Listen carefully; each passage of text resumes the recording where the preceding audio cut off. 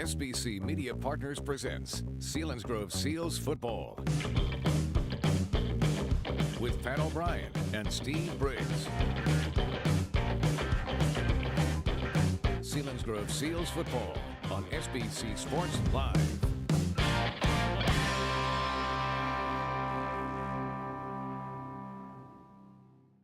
Than it was, say, a couple weeks ago when we were here after that rainstorm came through, but still muggy here tonight. Conditioning a big factor. Keep an eye on cramps. Hopefully a lot of bananas this week leading up as Dr. Briggs has requested for these young men to make sure that they're taking a lot of. So we'll keep an eye on that as we go through. Steve, this is when I throw at you. Captain's getting ready to take the field. You got Teets, Hicks, Pastore, and Colin Melhorn. Across the other way, Loomis, Sechrist, Samar, and also number 23, a captain for the Jersey Shore Bulldogs, and that is Tyson. So I'm going to throw it to you. What's going to seal the deal for victory for the Selinsgrove Seals? Going to know quickly if they can run the football successfully. Remember what we said? You look to get 3 yards. 3 yards is a positive play. 1 yard's a positive play. If they can get 3 yards, which means they're having that success, and continue off everything else, okay? Again, same thing. Against this defense, I think the strength of Jersey Shore's team, even though we talk about the up-tempo offense and the scores and everything, is defensively. They got to keep that offense on the sideline and continue to run the football successfully, move the chains, score points. The call for captains has been made. Steve, we're nearing in on the place to be here in District 4 as the number 3 ranked Jersey Shore Bulldogs traveling to here to take on the number 4 ranked Selinsgrove Seals. Both teams coming to 2-0. Both teams have been impressive in their first 2 weeks. Some could argue Selinsgrove has had a tougher schedule, but it does not matter now. They're both 2-0, and they're both where they expect to be. Coming in here tonight as Steve's keeping an eye on who won the toss and who is going to receive the opening kickoff. And it looks like Jersey Shore will get the opening kickoff. Is that what I saw? Yes. So the end result is what they wanted. So taking a look at the starters for the Jersey Shore Bulldogs on the offensive side, senior quarterback Jaron Loomis, Tate Sechrist, and Elijah Jordan in the backfield. The receivers, Tyson, Samar, and Sweely. The offensive line, Vandroff, Sechrist, Delaney, John Dahmer. He's a senior, 6'2", 235. Mason Larson, the tight end, Max Engel, and also you'll see Luke Thomas. For the Seals defense up front, Tegan Minier, Camden Smith, Aiden Lewis.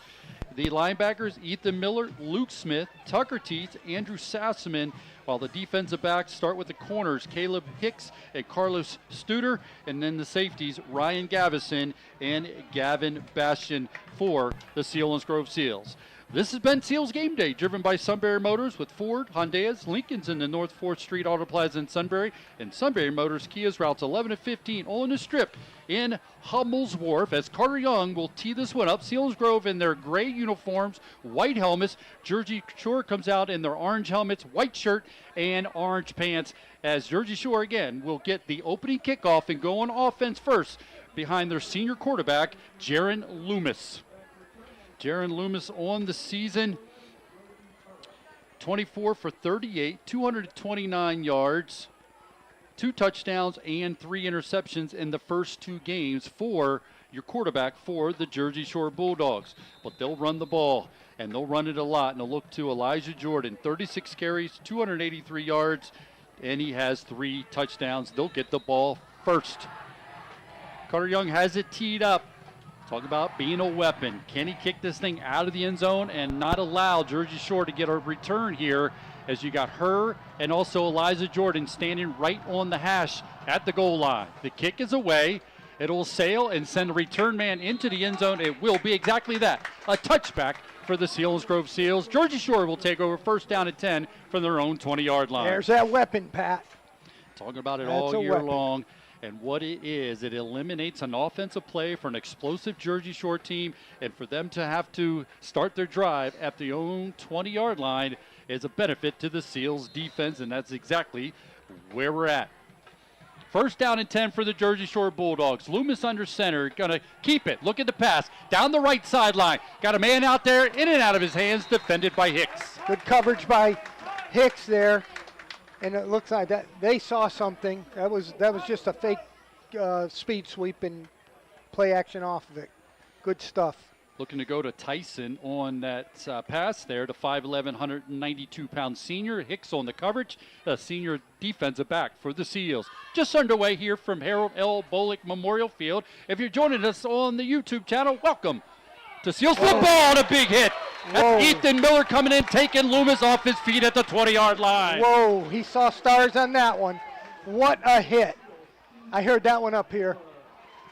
My Great chest hurts. play. And that's hitting your quarterback, who doesn't run a lot, but he is effective when he does, but not on that one. Big hit by Seals. They'll see Jersey Shore at 3rd down at 10. Shotgun for Loomis. Steps back, looking left, gets rid of it. Almost intercepted, but it falls into Elijah Jordan's hands. And he's going to take it into Seal territory all the way down to the Seals 40-yard line. Oh, that's too bad. He read the ball, just went underneath the football.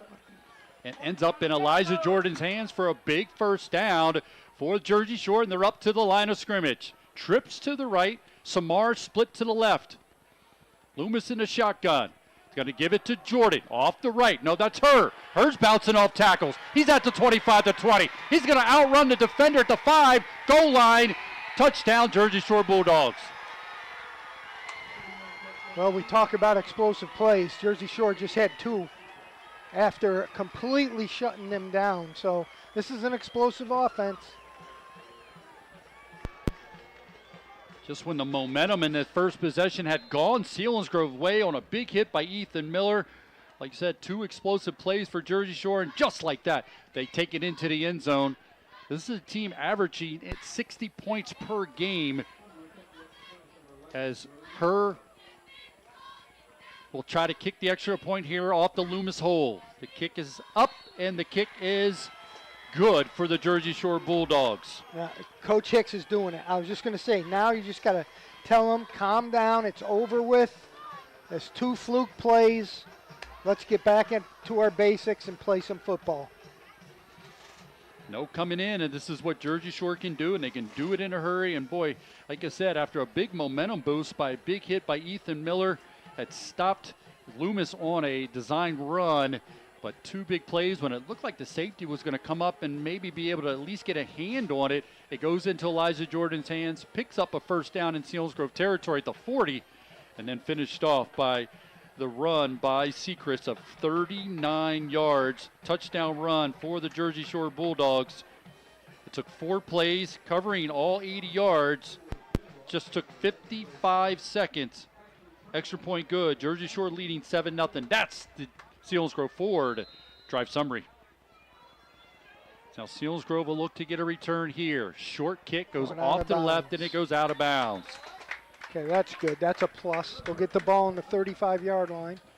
Jersey Shore does have 3 touchbacks on the year, but they're hitting in the field of play and then going out of the end zone on those touchbacks. So Selinsgrove looking to get an opportunity. They will not on that, but like you said, Steve, it gives Selinsgrove great field position as that ball sails out of bounds. Okay, I think they're electing to move them back and have them kick again. That's exactly what they're going to do here. That's interesting.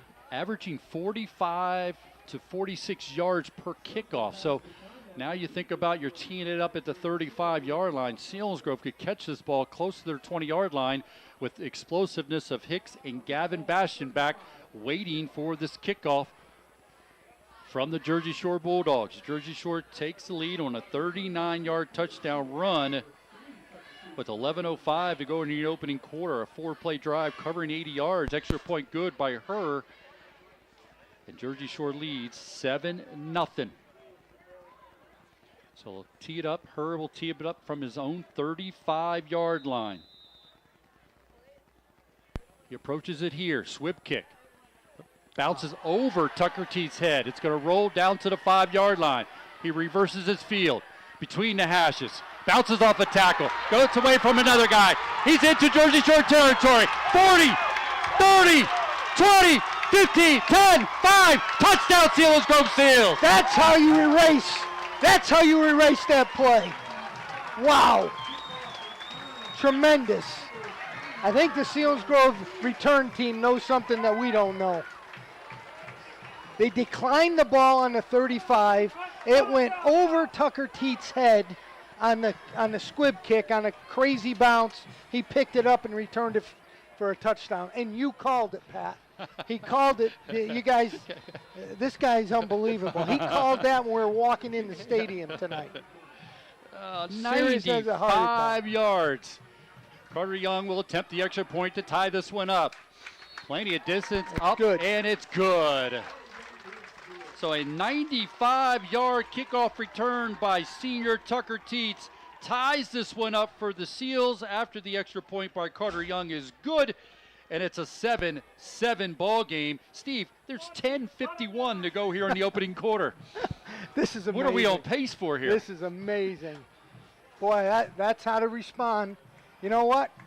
Kick it to number 3, Jersey Shore. And there was a point where I thought it was rolling that maybe you try to let it go, but when it got to around the 7, he was like, I can't let this go anymore. Up, go. Wow, what a run back by Tucker Teets. Can't wait to see that one on film and see the blocking. He did have to erase 2 would-be tackles and turns it into a 95-yard kickoff return by senior Tucker Teets. I've been watching Selinsgrove high school football for 30-some years. I've seen a lot of returns. I don't know if I've seen one like that. That bounced over his head. He picked it up with his back turned. His back was facing the coverage team. And it turned between the hashes, so he was running into the meat of the return the coverage guys, and got good blocking initially, and then had to shake 2, and then turned it on. We talked about his second level, his second gear, and boy, he turned it away and ran away from 3 guys for the touchdown for the Selinsgrove Seals to tie this one up. Carter Young will kick this one away. Return man's going to have an opportunity to 2. They fake a reverse here. Up the left hash goes return man. That's her. Hit at the 25, falls forward to the 28-yard line, and that's where the Jersey Shore Bulldogs will take over first down and 10 after they just saw the Seals bounce back in a big way and tie this one up 7-7. Nice coverage on the kick. We're going to go throughout this ball game, and we're going to look for the Schmokedam Health Center backbreaker play of the game candidates, and we got a return 95 yards by Teets is a candidate. Quick pitch this time. Elijah Jordan makes a man miss at the 35. Going to run over a tackle and finally going to be knocked out of bounds. Gavison came up to try to make the hit, but you saw the strength of Elijah Jordan as he picks up another explosive play and a first down for the Bulldogs. Seals have to set the edge. What's happening is they're getting double teamed on the point, and it's just an outside toss. He's got green grass 7 yards before someone gets there. That's Seacrest getting the call from the fullback position, hitting the backfield, a tackle for loss. Get up and celebrating that is Camden Smith along with the Seal defenders. It's going to be a loss of 1, and it'll be a second down and 11. Under center is Loomis. He's looking left, gets rid of it. Got a man wide open off his shoulder pads and hits the turf. Looking for Samar, who was open there, but it falls incomplete. They got to watch that.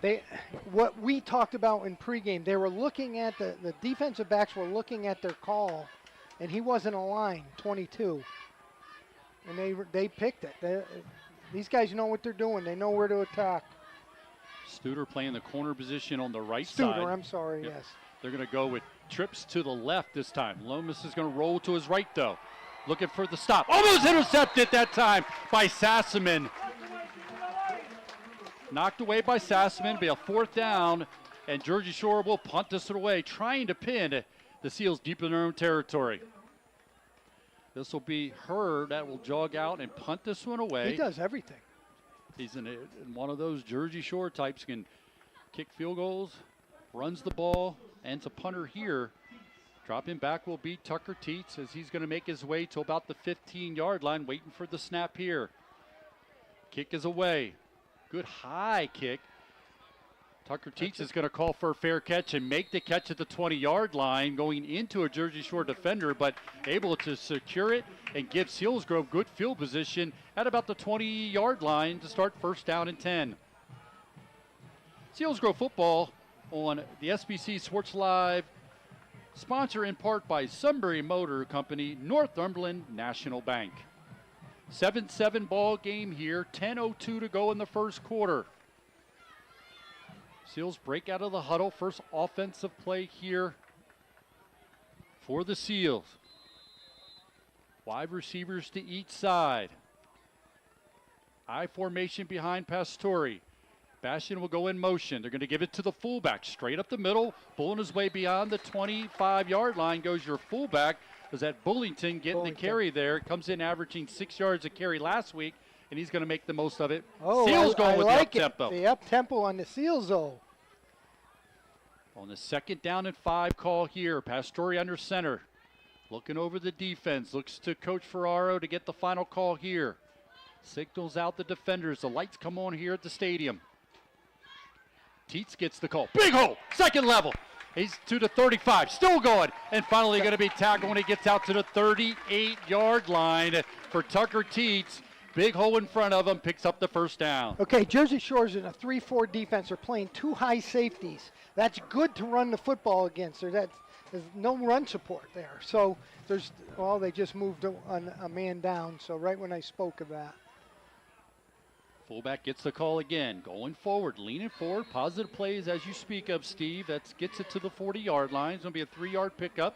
It'll be 2nd down and 7 for the Seals. Tie ball game here, 7-7 with 9:05 to go in the opening quarter. I like the no huddle, and their coaches are calling from the sideline. Hicks splits to the left. Lead receiver coming into tonight's game for the Seals. Jersey Shore showing blitz. Pastore, quick Knock throw. it down. Teets tries to catch it off the deflection, but it falls. Did he actually get it? Did he make the catch? Looks like they're going to say he did make the catch, but it's right back to the original line of scrimmage, so it will be a 3rd down and 7. Seals fortunate that ball did not land in the Jersey Shore defender's hands.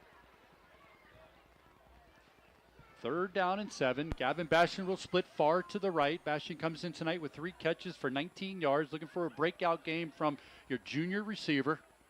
8:19 to go in the opening quarter, all tied up at 7. Blitz coming, got some movement up front. That's going to be a penalty to go against the Seals, and that's going to walk them back. They're playing with cadence, and if you recall the Del Valle game, they had issues with that too. Whenever a quarterback changed the cadence, they'll go on a quick count, they'll go on a long count, they're looking up, getting a change of the play from the quarterback. All that, you've really got to stay focused on the O-line, because that's when you get movement. So after the penalty, puts the ball at the 35-yard line. So it's going to be a 3rd down and a long 12 for the Seals. 8 minutes to go in the opening quarter.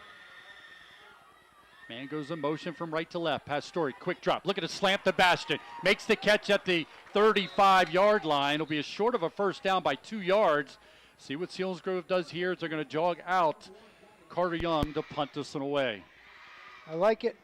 It's the first slant that they did with Bastion all year. It looks like there was a motion penalty. Is that what they're doing? Taking it back? Yep. They're going to walk this one back following a penalty. So that means somebody wasn't set.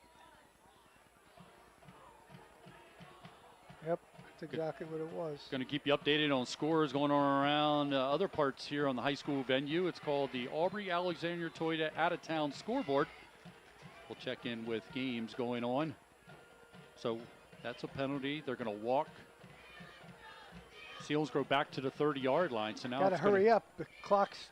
They're going to have to call timeout. Play clock's at 10 as Pastore quickly gets to the huddle. It's down to 7 on the play clock. On a 3rd down play here. We're calling a 3rd down and 17. Play clock's at 2, 1, and gets it off. Gives it to Teets. Hitting the backfield. Shakes the one would-be tackle. Look for another guy. Stiffs arm a defender. Still going to the 30, 35, and finally taken out of bounds at the 35-yard line. It's Tucker Teets. Boy, that's stiff arm. That's big-time stiff arm. He put that defender on the ground. Didn't turn into a big play there, but avoided another big loss for the Seals. Yeah, they ran the clock down on that one. They didn't get a chance to adjust to anything. That's a tough play. It's going to be a punting situation here for Carter Young. Dropping back for the Jersey Shore Bulldogs, Elijah Jordan standing at his own 30-yard line along with Tyson. High snap, but Carter gets it. Good punt.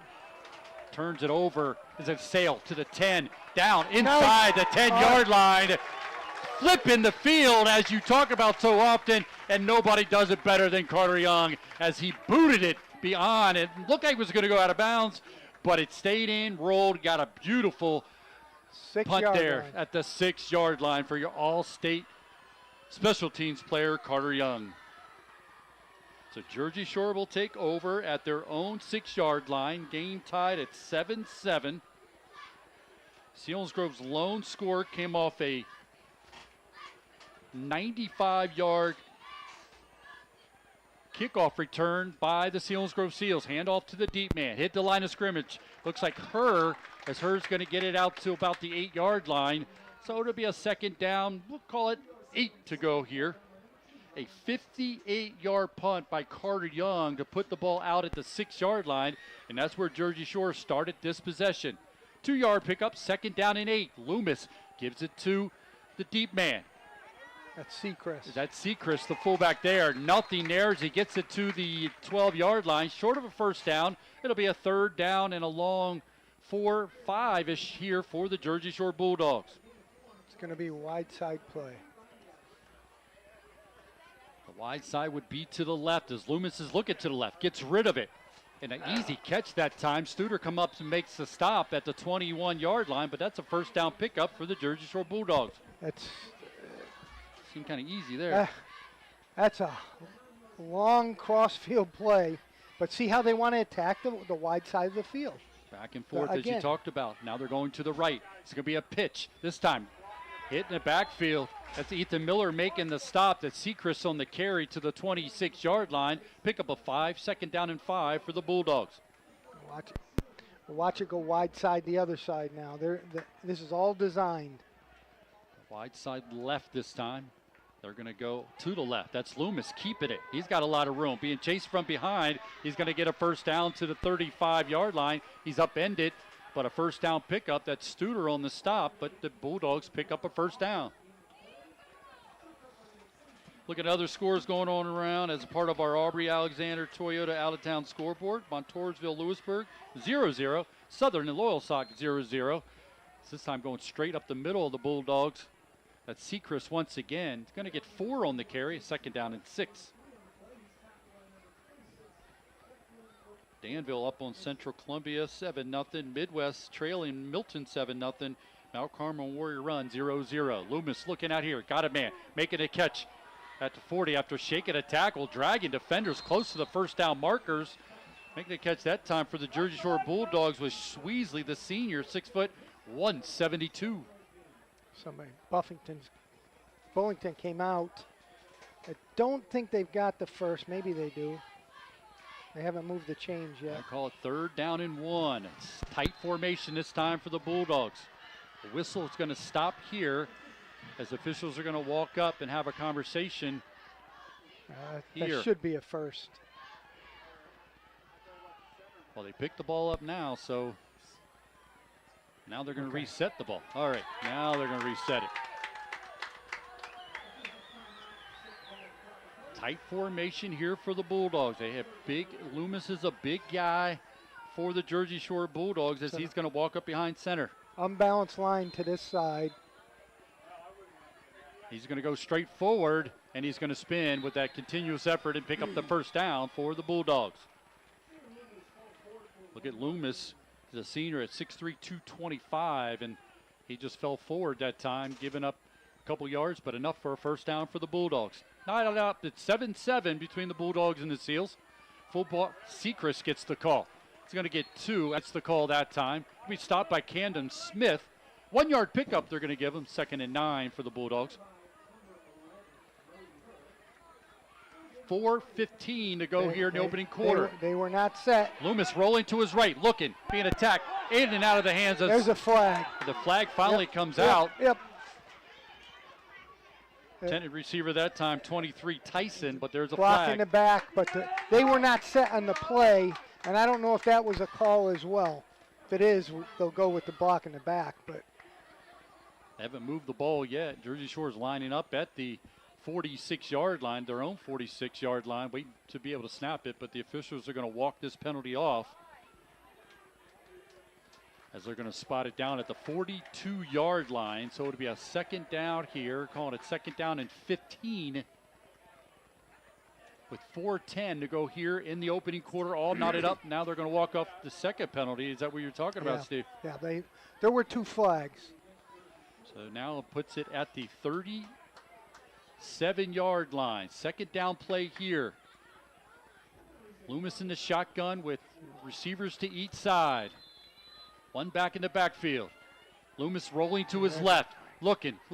Got some time. Got a man beyond the defense. Over the head of his intended receiver, Samar. Studer on the coverage. And fortunately, the connection wasn't there. He's going to walk into the end zone. They got to get their coverage straightened out here. There's some confusion on who's got deep whatever here, and it looks to be like Steuben that side as well. But the safety should be over too. They're in a 2 deep set. Looks like they're going to go trips to the left this time on this 3rd down and 19. See, there's 4:02, quick throw this time. In and out of the intended receiver's hands. It'll be a 4th down. Again, intended receiver that time, Tyson, the senior, 5'11", 192, falls incomplete. And Selinsgrove will drop back, anticipating a punt here from the Bulldogs.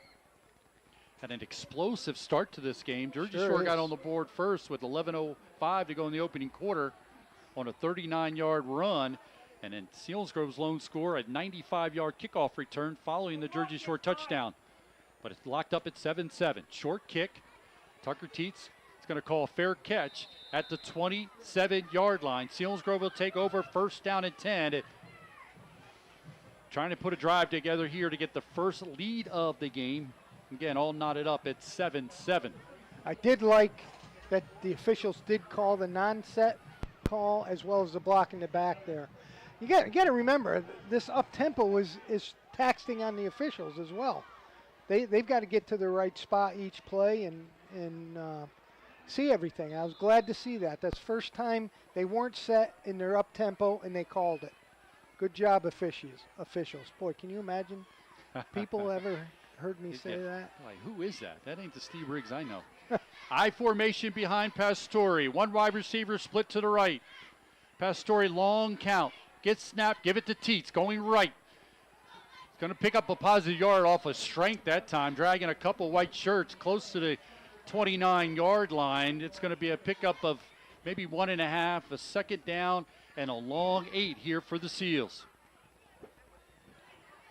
Double tight. I was just trying to get something to Zach here. When you go double tight, that brings another defender in the box. So, and that's what they were that play before. Now they're back out of it. High formation, blitz coming. Pastore, quick drop, gives it to Hicks. Hicks makes the catch, gets to the 35, and depending on the spot, may have enough for a Selinsgrove 1st down. Take what they're giving you. You betcha. Love it there. You betcha. They can do that every single doggone play tonight. Every play. Hicks with the catch, gets his 8th catch of the season. Did not play receiver last year at a full role, but gets the opportunity here. Leads the team in receptions and touchdown receptions as well. Does the senior receiver. He's going to go to the right, bash into the left. Long count by Pastore. Got a man jumping on the left for the Jersey Shore Bulldogs. That's a bear defense. Let me explain. That's 8 people from tackle to tight end. 8 people, 0 coverage. There's no safety on the field. So that's a bear defense is what they call it. And who made that famous? Former coach of the Chicago Bears? Buddy Ryan. Buddy Ryan. And that's exactly what they're doing. They're just playing 8 people right up on the line. Forcing them to do something other than run the ball, which Selinsgrove has dominated in the first 2 games. 5-yard penalty, 1st down and 5. Give it to the fullback, straight up the middle. He's going to pick up close to 5 yards. It may be another 1st down by the Seals, depending on the spot here. They're executing that offensive line. They're going to say move the chains. Love it there. It was a 1st and 5 after the penalty. Give it to Bullington, straight up the middle. Gets 5. And Selinsgrove in business at the 48-yard line. 2:20 to go here in the opening quarter, all tied up 7-7. Now 2 wide receivers split to the right. High formation again behind Pastore. Looking over the defense. Take snap, give it to Bullington again, straight up the middle. Give them 1. 2nd down and 9 for the Seals. Yeah. What the Bear does is you've got a guy over both guards in center, guy over head up on tackles, and then tight end and outside backer. You can't pull. If you pull, there's a guy free. So it's got to be all on blocking. Get 1 on the carry against that defense you're explaining there, Steve, against the Jersey Shore defense. So it's 2nd down and 9. I formation behind Pastore. Under 1:35 to go in the opening quarter, all tied at 7. Pastore, 3-step drop. Now he gets some pressure. Rolling to his right. Gets rid of it. Cross the middle. Deflection is caught. In and out of the Selinsgrove receiver's hands. And I think Hicks is down.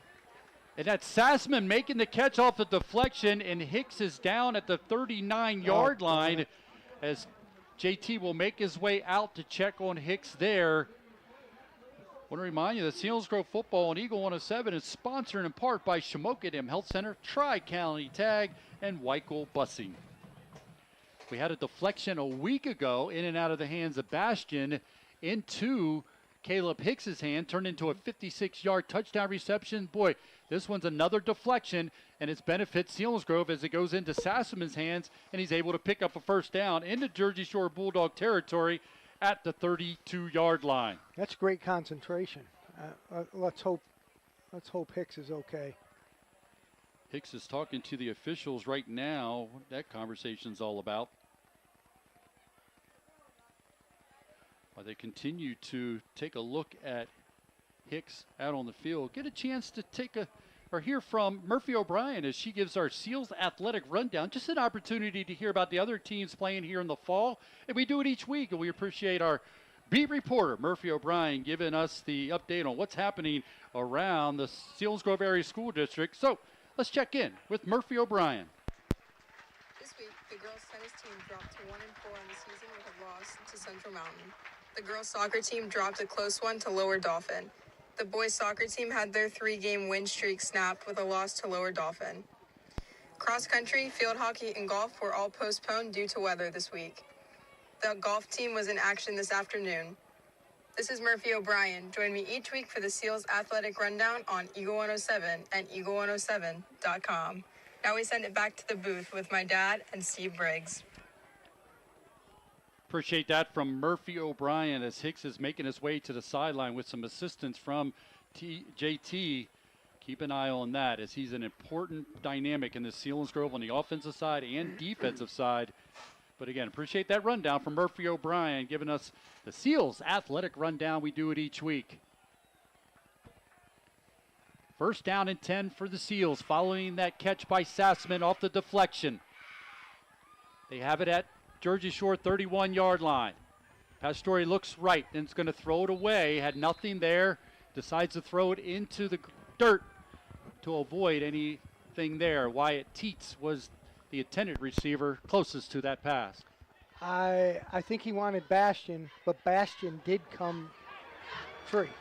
And once he turned, Bastian was wide open, 8 yards off the ball. Sure, coach is talking about that and see if we can't get Bastian involved there. Like you said, he's one-on-one, maybe a little help from the safety, but he's split to the left. 2nd down and 10 for the Seals here late in the 1st quarter. Game tied at 7. Pastore is going to give it to Teets. Teets through a hole. Spins. Tucker twist to the 25-yard line. It's going to fall to the, let's say, 25-yard line. Short of a 1st down, but it'll make it much more manageable. 3rd down and 3 here for the Seals. And is it 4-down territory? That's what you got to look at. Are we in for points, or can they continue to move the ball? That's something that coaches are going to think about right now. The running of your fullback has been good here for the Seals as well. See if they try to pick up 3 yards here. I guess the idea is, like you said, it's a 4-down territory. Again. Yep, staying with that same look defensively are the Jersey Shore Bulldogs. Pastore, long count, gets a snap. He's going to look to pass. Got some pressure. Steps up. He's going to try to take off, and he's not going to get there. He's going to be taken down at the 27-yard line. It's going to be a loss on the play. 4th down and maybe about 5 here as they are going to jog Carter Young out here. It's a 40. That's going to be, they'll have time to think about it here, Steve. That's going to wrap up the 1st quarter. A 1st quarter that saw Tucker Teets return to kickoff 95 yards to tie this one up 7-7. We'll step aside, come back, and see if the Selinsgrove Seals go for the long field goal or go for it on this 4th and 5. This is Selinsgrove football, presented by Selinsgrove Ford on Eagle 107, eagle107.com, and on the SBC Sports Live YouTube channel. The Sunbury Motor Company. Austin Martin, Kia Elite Sales Consultant, Maranatha Christian School. Amber Wren, Certified Hyundai and Lincoln Sales Consultant, Selinsgrove Area High School. Ian Chikuski, Certified Ford Sales Professional, Mount Carmel and Shamokin area. Christopher Stengline, Ford Certified Sales Consultant, Selinsgrove Area High School. Tom Mertz, 4th generation owner, Sunbury Motor Company, Shikellamy High School. A tradition of trust since 1915. Would people describe you as trustworthy, committed, and organized? If so, you may be perfect for a career in accounting. And the perfect place to start your career is Lackawanna College in Sunbury. With associate and bachelor's degree programs, Lackawanna College can prepare you for a lifetime of success in a field where your skills are always in demand. Learn more about your future in accounting. Visit lackawanna.edu. This is life-changing. This is Lackawanna College.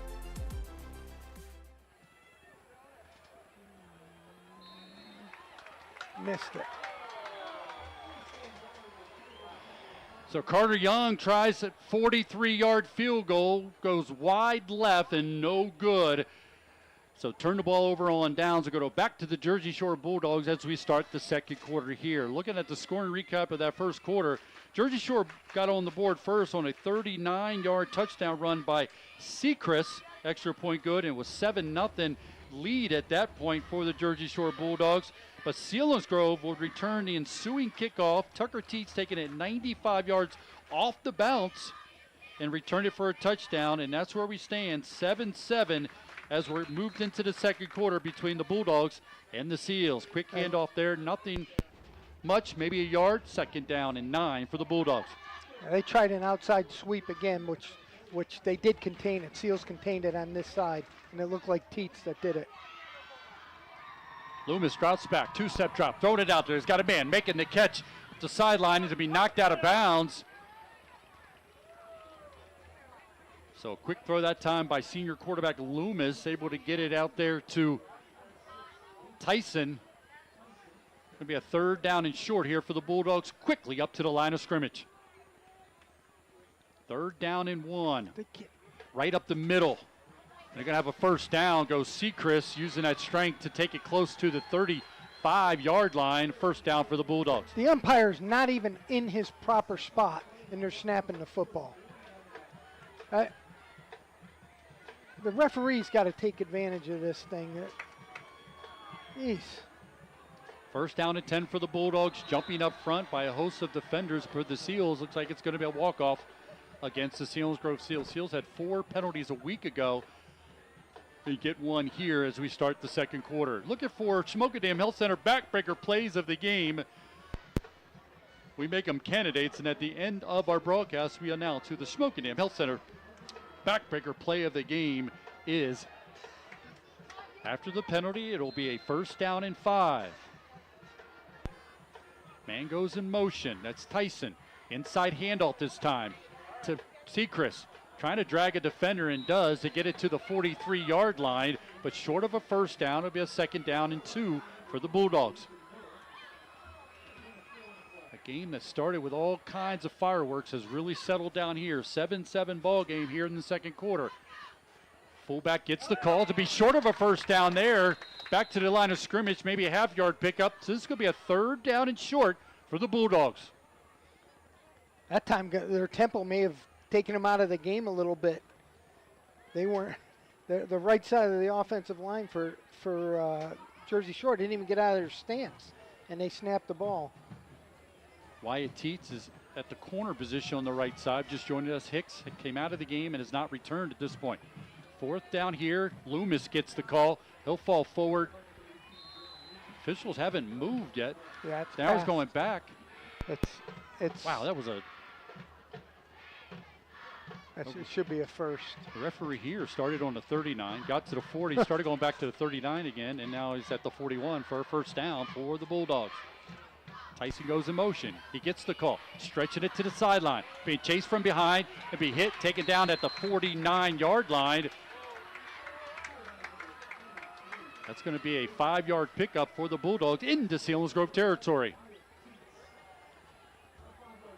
It's just quick hitting, no cadence, line up and go. That's their offense. And that's what they're doing again here. Loomis is going to look to throw. Quick stop, gets it out to his receiver, making the catch. And it's going to be stopped, but a first down pickup for the Jersey Shore Bulldogs. Back out to Tyson again on the quick hitter. Got a stronger arm than I thought, based on what we saw and then watching him in pregame. So that strong arm you mentioned gets him enough for a first down. First down and 10, Selinsgrove territory. Loomis drops back again, got some more, wide open.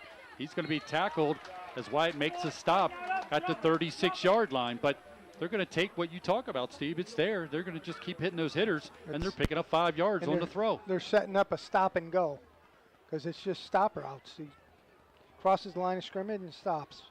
We're going to give him 6 on that. Second down and 4 for the Bulldogs. Let's go to Elijah Jordan off the right, underneath the defender. Spins. It's going to be hit, taken down at the 27, 28-yard line goes Jersey Shore. That'll be enough for a first down for the Bulldogs. 8:45 to go here in the first half. 7-7 ball game. Jersey Shore getting deeper into Selinsgrove territory. Split to the left is Sweesley, but they're going to go to the right to Elijah Jordan between the tackles. It's at the second level. Spins away from the tackle, take it to the 10-yard line. And then there's a wrestling match going on back at the 21-yard line involving Ethan Miller and 2 Jersey Shore defenders. Seals are gassed. They're really heads down. I mean, and understandably. Loomis is going to give it to Elijah Jordan again. Same play, down to the 5, maybe close to the 4-yard line. Second down and goal to go from the 4 for the Bulldogs. Quickly up to the line of scrimmage once again. Inside handoff, Sechrist to the 2-yard line, down close to the 1-yard line. That was Dressler on the stop for the Seals. Here comes that substitution pattern you talked about. You're going to have to do that against these guys when the opportunity presents. Third down, goal to go for the Jersey Shore Bulldogs. I formation behind Loomis. Tyson goes in motion. Loomis is going to keep it, reaches for the goal line, and it's a touchdown for the Jersey Shore Bulldogs. That entire drive was Jersey Shore up-tempo offense to the T. Not huge big plays, just enough, but it gassed the heck out of the defensive personnel for Selinsgrove. A touchdown by your senior quarterback Loomis comes with 7:35 to go here in the first half, and it gives Jersey Shore their second lead of the night, looking to attack on the extra point. Extra points up and good by her. So 14-7 lead for the Jersey Shore Bulldogs as Loomis is able to fall behind a good push by that offensive line to take it in for the score.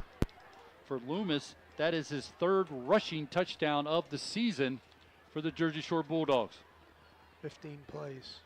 15 plays. 15-play drive, took 5 minutes and 18 seconds, covered 80 yards.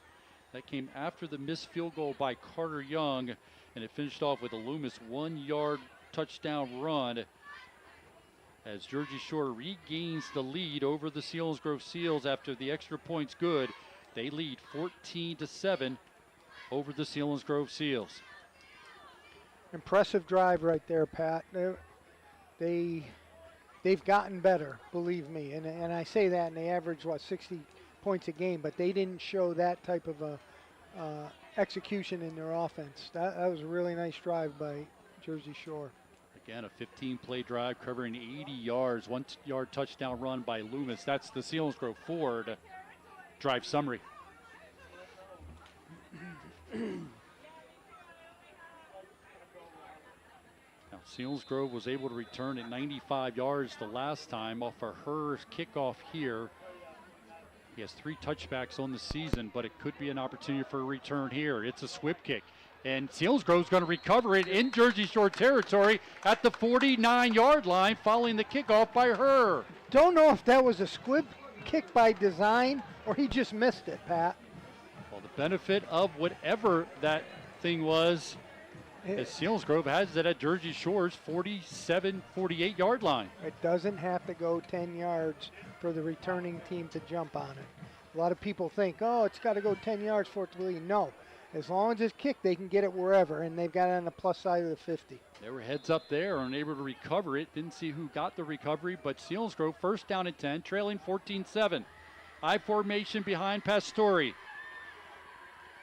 Give it to Teets. Teets hit the line of scrimmage, and he's going to... The whole defensive front slanted to that side, and it looks like to the weak side of formation. That's what it looked like. It's going to be a loss of 2 that time for the Seals. That'll be a 2nd down and 12. Ball back at the Jersey Shore 49-yard line. 7:09 to go in the opening half. Selinsgrove trail 14-7. You're going to send 2 wide receivers split to the right. Wyatt Teets and Bastian. Bastian in the slot on the right.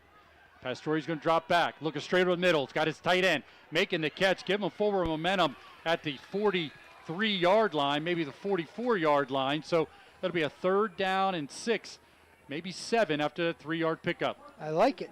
I like it. Again, anything quick like that, and it's open, right? I mean, it was a big play. They gained 6, almost 7 yards on that. Yeah, because remember the loss on the play on first down, so they're able to get it inside Jersey Shore 45-yard line to the 44-yard line. Bastian split far to the right. Shotgun formation, sends Sassaman in motion from right to left. Blitz coming. Pastore looking for the slant to Bastian. Makes the catch at the 30, the 20, 50, 10, 5. Touchdown, Selinsgrove Seals. Pat, that's the play that's been open all year. Great job. Excellent execution. Talked about Bastian getting a breakout opportunity, and boy, he did that. Got the defender off of him, made the catch, and was able to take it in for the score. Teets coming off, a little hitch in his giddy up as he makes his way to Coach Ferraro. Didn't see what happened back there. Was watching Bastian make the catch, take it into the end zone. Touchdown for the Selinsgrove Seals to tie this one up. Okay, big kick right here. Now we're going to get a timeout here because of personnel situation here for... I think there's a few Seals banged up. I don't want to I don't want to go out on a limb and say it was Tucker Teets, but Teets and Bullington were off. They might just be tired. I don't know. But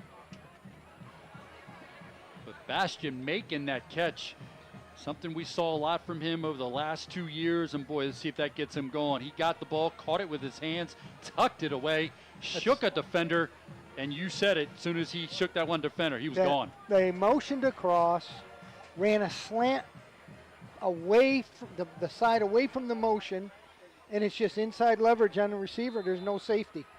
Man coverage. Big extra point here by Carter Young, trying to tie this one up 14-14. Good snap, holds good, the kick is up, and the cook is good. All tied up, 14-14 after the Jersey Shore defense just got pasteurized. Good one. That's Bullington, sent it from Central Florida. I think he's down, he listens to us. Big communicator during Facebook, and I saw my phone go off, and I got a feeling that's John saying they just got pasteurized.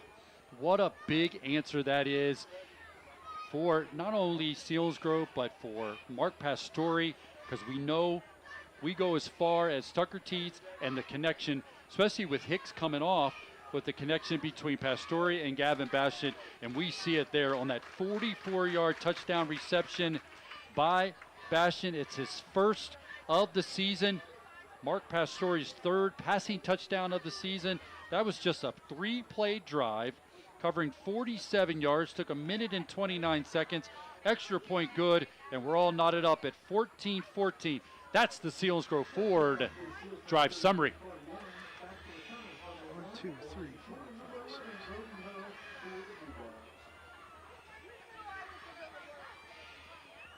6. They're definitely subbing out some of these guys on the kick game. See Brett Rice in there, number 7. He showed a lot last week against Juniata when he got in there late in that game. So I'd like to see him out there make a play here. Is going to be on the kickoff cover team here as Carter Young has it teed up, looking to kick this one out of the end zone once again. Kicks it away, end over end. Return man's going to have an opportunity at the 5. He's at the 10, the 15, up the right sideline.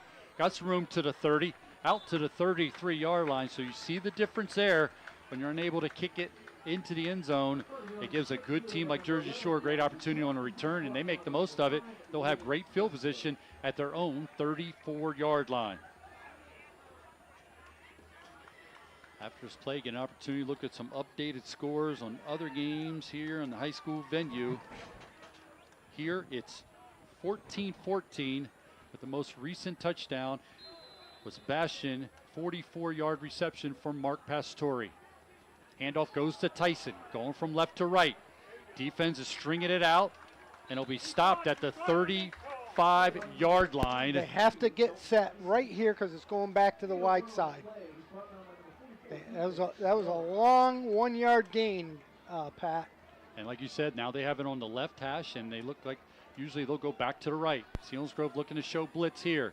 That's where they'll go. Elijah Jordan to the right. Makes a man miss in the backfield. It's going to be upended at the 42-yard line. Trying to see who was that on the stop there. Was that your safety, Gavison, coming up and making the stop? What an impressive tackle, even though Jersey Shore ripped off some yardage there to the 41-yard line. Third down play here. Loomis drops back, gets rid of it. He's got his man. Making the catch is Tyson. It's a first down pickup to the 46-yard line for the Jersey Shore Bulldogs. These guys are young guys at corner, and that's what they're taking advantage of. Some updated scores here in just a moment, including the Southern Loyalsock game coming up after this play here. First down and 10 for Jersey Shore after the catch by Tyson.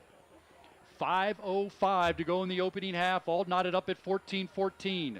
Tyson in motion. Loomis is going to give it to the deep man, Elijah Jordan. Through a hole into Selinsgrove territory to the 48-yard line goes the Bulldogs. They got some real good push up front. Number 1's going off. That's Elijah Jordan, leading rusher for Jersey Shore. He'll go off. Herr comes into the game. Inside handoff to Sechrist. It's going to fall forward, get close to the 46-yard line in Selinsgrove territory. We'll set up another third down play here for the Bulldogs. We're looking for Schmokadam Health Center backbreaker play of the game candidates. And boy, love to see a big win here by the Selinsgrove defense. Luke Smith makes his way to the sideline here. Two safety look for the Seals. Third down, Loomis drops back, throws, gets rid of it. It's got Samar coming back and making the catch at the 41-yard line. That's going to be a first down pickup. Ryan Kaiser directing Wyatt Teets here, because he didn't like how that outcome came there as Samar made the catch at the 40-yard line. First down at 10. Samar will go in motion from left to right. This goes to Herr. Herr between the tackles. Got room as he's going to take it inside the 35 down to the 34-yard line for Jersey Shore. Elijah Jordan will make his way back out on the field. 3:45 to go here in the opening half. And the clock's running. They're really running 3 plays if you look at it. Broken eye behind Loomis. Gives it to Elijah Jordan through a big hole into the secondary. Will be taken down by Gavison, but it's going to be a first down pickup for the Bulldogs. And that stops the clock. Try to get a couple updated scores here. Danville all over Central Columbia 28-0. Milton leading Midwest 21-0. Mount Carmel shutting out Warrior Run 21-0. That's our out-of-town scoreboard brought to you by Aubrey Alexander Toyota. Inside handoff to Sechrist.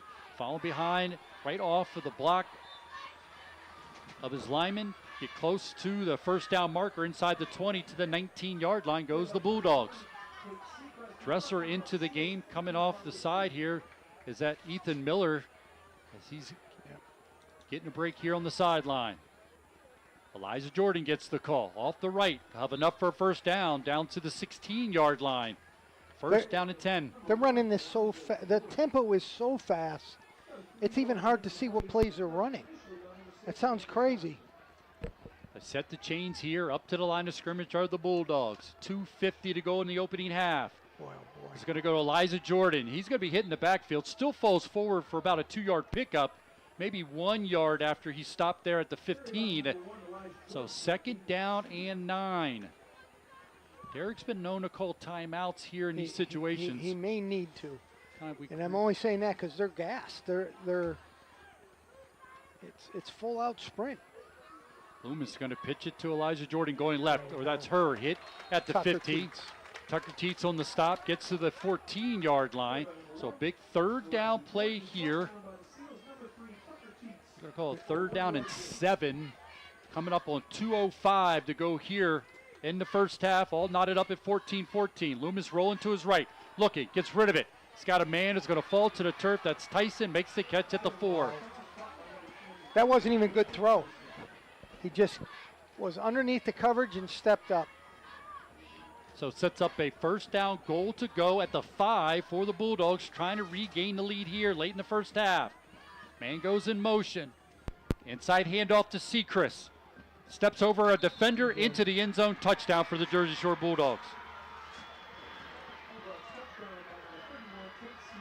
Jersey Shore regains the lead here with 1:48 to go here in the first half. As Sechrist is able to take it in for the score for the Bulldogs. All important extra point here. Jersey Shore came in at 10 for 15 on the season. Big extra point here. Low snap, gets down, kicks up with a line drive kick, and it's good. So the Jersey Shore Bulldogs regain the lead 21-14 after another very methodical, well orchestrated drive by the Bulldogs. And like you said, Steve, this is a gas defense of the Selinsgrove Seals. Their hands are on their hips. They're bent over. I mean, case in point, they're gassed because they don't even get a chance to catch their breath. Jersey Shore executes that up-tempo offense better than anybody I've seen in high school in years. They get after it, and they put all that pressure, and we knew that coming in tonight, and it would be a big impact on the results of this one here tonight, and it showed in this first half. That's a 14-play drive covering 66 yards. Took 4 minutes and 10 seconds. And not big plays. It's all boom, boom, throws out in the flat. Boom, boom, 3 yards, 8 yards, 3 yards, 1 yard. Well, it's finished off by a 5-yard touchdown run by Sechrist, his second of the night. As Teets will get it at the 5. Trying to get to the left sideline. It's going to be grabbed from behind at the 15, falls forward to the 17, maybe the 18-yard line. First down and 10 for the Seals, as they'll have it at their own 18-yard line with 1:41 to go. Again, a 14-play drive covering 66 yards. Took 4 minutes and 10 seconds. 5-yard touchdown run, extra point good. Jersey Shore lead 21-14 late here in the first half. That's the Selinsgrove Ford drive summary. I'd like to know how many of our offensive linemen are playing defensive line as well. No, Colin Melhorn's one Melhorn's of them. Minier another. And again, that's a factor. Huge impact here for the Seals late in this first half. They go back on offense. Late guy coming into the game right off the sideline for Jersey Shore. Literally didn't even have his helmet strapped, but he made his way out onto the field, or else they would have been playing that play with just 11 or 10 guys. Pickup of 3, second down 7 for the Seals. Okay, this is critical. Seals need to get a first down, because what's going to happen is Jersey Shore is going to call timeout to get the ball one more time. Official call here, get the tee off the field following that kickoff by the Jersey Shore Bulldogs. Selinsgrove will get to the line of scrimmage. 1:13 to go here in the first half. Deep in their own territory are the Seals at their own 21-yard line. Second down and 7. Pastore under center. Takes the snap, 2-step drop, looking. It's going to be hit and taken down. got his head taken off by the defender, and he's going to go down. Loss on the play, back close to the 15-yard line. I'm shocked that Gravish isn't calling a timeout. Slate Sechrist on the stop there for the Jersey Shore Bulldogs. Stick around at halftime as a part of our Through the Upright segment. We're going to welcome Ryan Heinzelman. Right?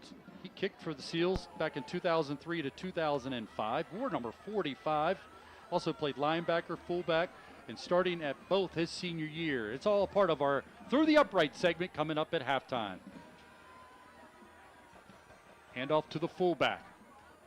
Gets to the 20-yard line. Will be stopped there. Stopped by number 75 that time. That's Walker, the junior, 6 foot 225. Timeout will be taken by the Jersey Shore Bulldogs. As you talked about, Steve, that last time they didn't take the timeout. This time they do. They burnt. They could have done that whole thing and had 40 seconds left on the clock. He just called a timeout here with 13 seconds to go. We do it all year long, just trying to recognize and appreciate the rich history at the kicking position and the special teams as we do each game here in 2023. Ryan Heinzelman, as we mentioned, looking at his numbers as he took over the kicking duties as a sophomore after Ryan Rumberger graduated. 120 extra points make him second all-time. 10 field goals makes him third all-time. 185 kickoffs, second all-time, and averaged 46.8 yards on his kickoff. There's only 10 guys. Okay, there's the 11. Sorry, Pat. No, that's fine. Yep. I'm doing my coaching Martinez, mode here. yeah, Martinez coming into the game late there on this punting situation here for the Seals. Just trying to get this one away on this 4th down and 9. Snap's good. Carter's got it. Gets it away under some pressure. Return man's going to make the catch at the 45. Makes a man miss at midfield. That's Elijah Jordan. Good thing here, clock is running, at least with 3 seconds left for the Jersey Shore Bulldogs, as they'll take over 1st down and 10 following the Elijah Jordan run that took the ball inside of the Seals' 45-yard line to the 43-yard line.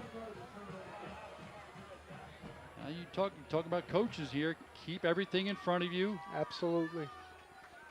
Let them get deep behind you. Play it straight up as they're going to try to throw it here. See what Loomis has in terms of an arm. They're going to go trips to the right. One to the left. That's Samar. Okay, that should have been a penalty, and they didn't call it. They broke the huddle, which was a huddle, and then they had 12 guys on the field.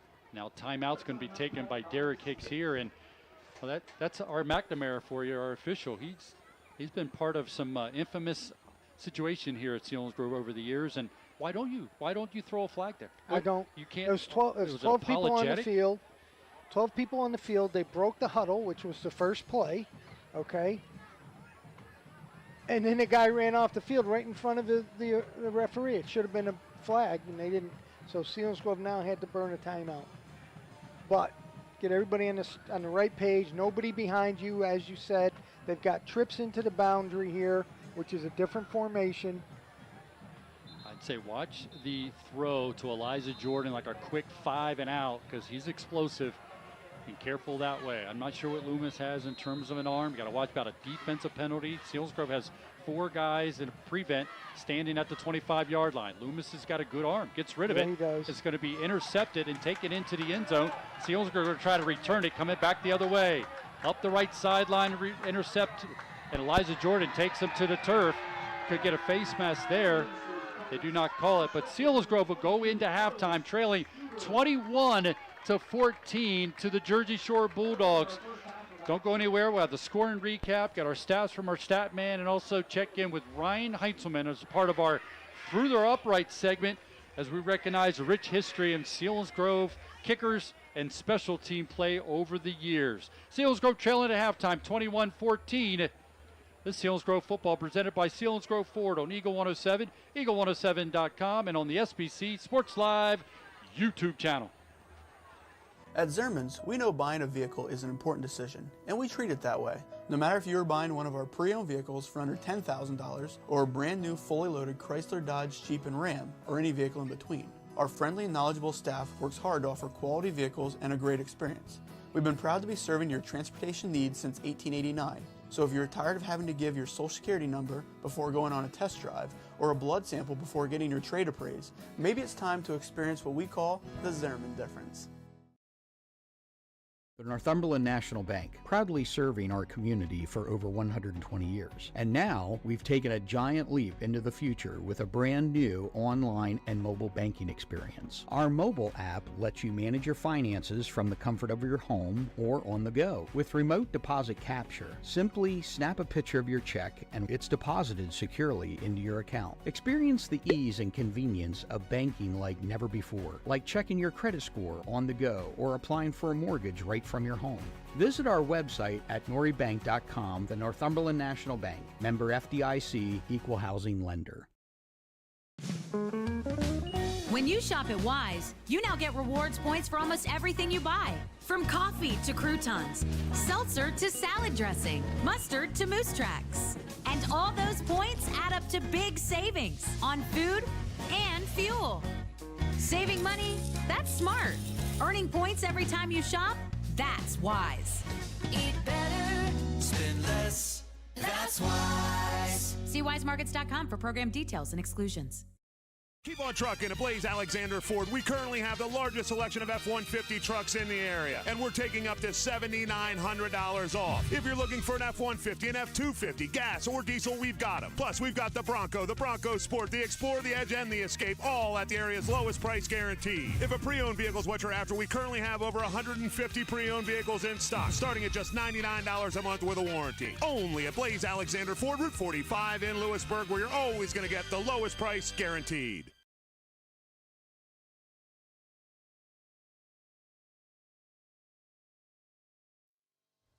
In and beyond the Susquehanna Valley, why is Bowen Agency Realtors at the top of their game? With in-house training coordinator Melissa Lanuski and broker support at all 3 offices, their winning team gets the best training, education, and guidance to provide the highest level of service.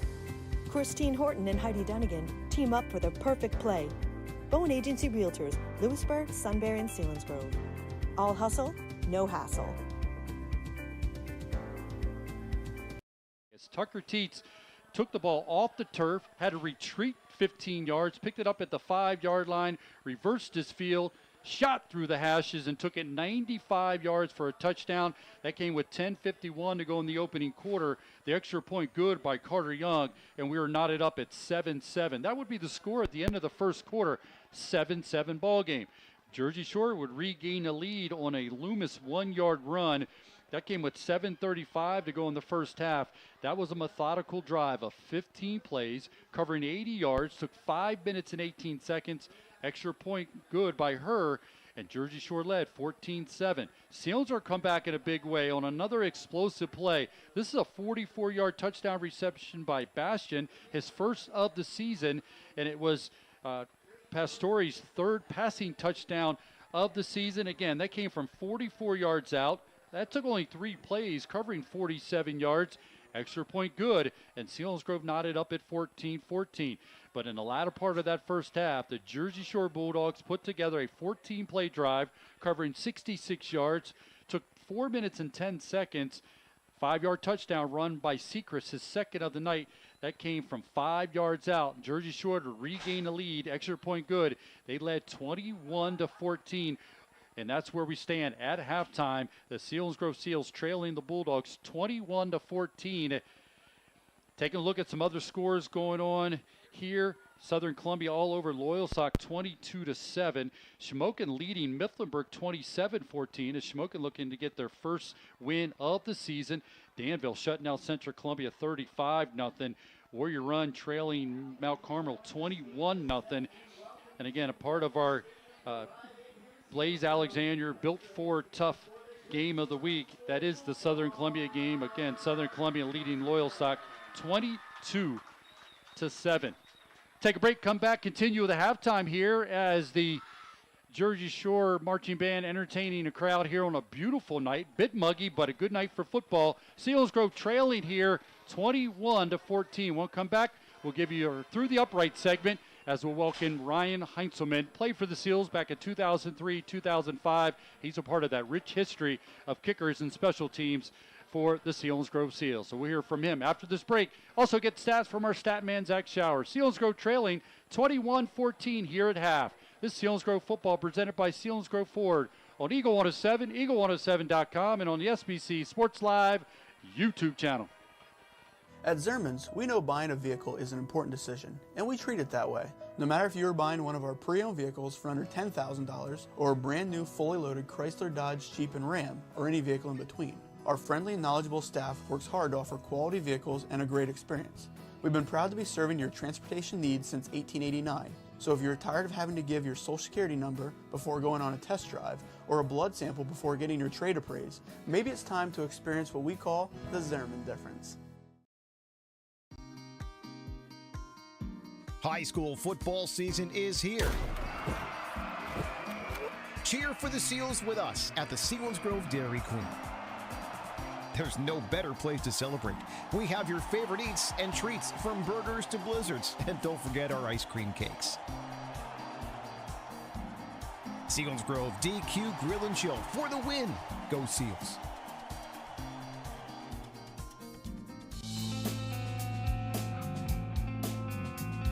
Stop by. Your new Chevy is waiting for you at Regester Chevrolet. Explore our new inventory or browse our certified pre-owned models. We have the Chevrolet you want and all the options you need. Quality, experience, and great selection. Regester Chevrolet in Thompsontown. We support the Selinsgrove Seals.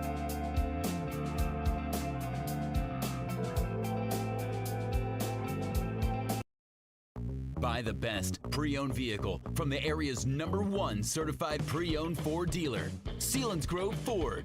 Selinsgrove Ford at the Bridge in Selinsgrove and at selinsgroveford.com.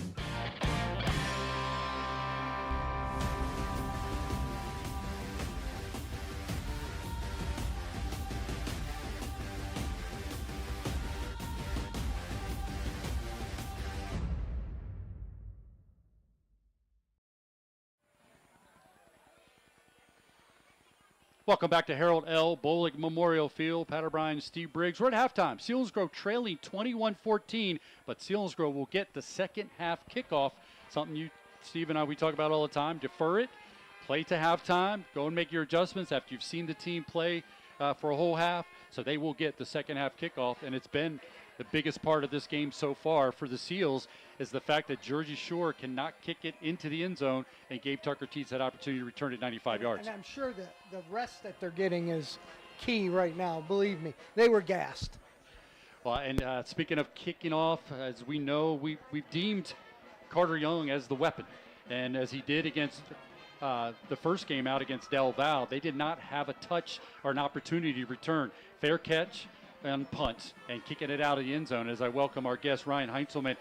Talk about that in terms of what Carter Young can do and how you can benefit special team-wise when you're not allowing the other team to get those opportunities to return it. How much of an emphasis it was for you as a guy during your time you're playing? I tell you what, a lot of times people don't think about special teams as something that is like imperative to the football game, but it is huge. It literally can turn a game completely. I mean, you saw tonight, like Carter's punt went down at like the 6-yard line. That changed field position so much, and like a kicker that is a weapon to be able to do that like Carter is, oh my goodness, like it helps immensely to your game planning. And the fact that he kicks a 40, he was struggling a little bit in the first couple games. He had some blocked and missed a couple here and there. But then to step in and kick a 42-yard field goal last week on the grass, which I'm assuming that's all you ever did except for when you went out to Altoona, which that picture you sent, if you didn't check out the Facebook page, that's Ryan Heinzelman kicking with those big shoulder pads and all the padding, the big thigh pads and everything. Boy, think about if you could have kicked with those little thigh pads they wear now and the little shoulder pads, how much different your kicking career would have been. It would have been definitely different. It would have felt a whole lot different. But I think the other thing that I know Coach Scott wanted me to do is play the field as well. And so like playing inside linebacker and trying to get in on offense as well, that was one of the things that they relied on me for. So I had to make sure that I was like prepared for that too. So yeah, to be able to just kick would have been great, to get a little smaller pads and be a little bit like tighter to be able to hit everything better. Like, yeah, that would have been much better. But, you know, you can't do that when you're running between tackles or you're trying to tackle a running back coming in between the tackles. So. Yeah, talking to Ryan Heinzman, I'm glad you bring that up because often we'll say that. You'll see a guy go for a 35-yard touchdown run or make a catch, and they're the kickers. And they got to go out there. Now they got to compose themselves and get themselves situated. The heart's pounding. Man, how difficult is that? Because especially if it comes after a big play or a night like this where, like you said, you're playing linebacker, you're playing full, you're doing everything else. And then to have to compose on a job that is so fine-tuned and kicking field goals, how difficult is that for somebody to do? Yeah, it's tough. It really is because you have to take all the hype, all the momentum, and everything that you just produced at the end, and then you have to kind of bring it down and say, all right, here we go. Like, we've done this in practice. Like, all the mechanics have to be fine. Like, you got to keep your hips square. You have to follow through and just hit it. So, yeah, it's definitely tough. It's definitely tough. How much practice did you guys do in practice? I know when I was around a high school team, a lot of times the kicking was done. Well, like you say, we had a kicker who that's all he did, so he went down the other end. And Steve, you talked about that last week. Kickers go down there and kick, kick in the grass and do all that. So how much actual practice and reps did you do between snap, hold, and kick during the week of practice? I mean, we would always start practice off with working specialists and being able to get your punts, your kicks back up for field goals. Rarely did we do like kickoffs before practice, but we would always work kickoffs during practice, and that would kind of be your gauge for, all right, what do I have to work on? Do I have to stay a little bit later? Do I have to take a couple more kicks at the end, or was everything flowing pretty good? So, yeah, I mean, we would always work on it before practice, and then we would always go into some type of special teams throughout practice. And so, yeah, it was. I think our coaching staff did a great job being able to like put everything into play where it needed to fit, and yeah, they did a great job. And we're doing this segment through the uprights is because we're trying to recognize and bring attention to the rich history of kicking. And you got an all-state kicker in Carter Young. We had O'Talion on. We're planning on getting other guys here. Hey, if you could private message me if you got Dawson Klinger out there, Joey Radel. I mean, these are guys that have done it over the years in the rich. How key was it? Because we talked to Carter Young's dad, and he said it's about from the shoulders up. Mm-hmm. So when you miss a kick, and if that's all you're doing, you come over and you really got to battle the demons and not get too. Absolutely. You didn't have time for that. You had to go out there. If you missed a kick, you had to go out there and play defense. Was that beneficial for the effectiveness of you to not have to kind of sulk about what just happened?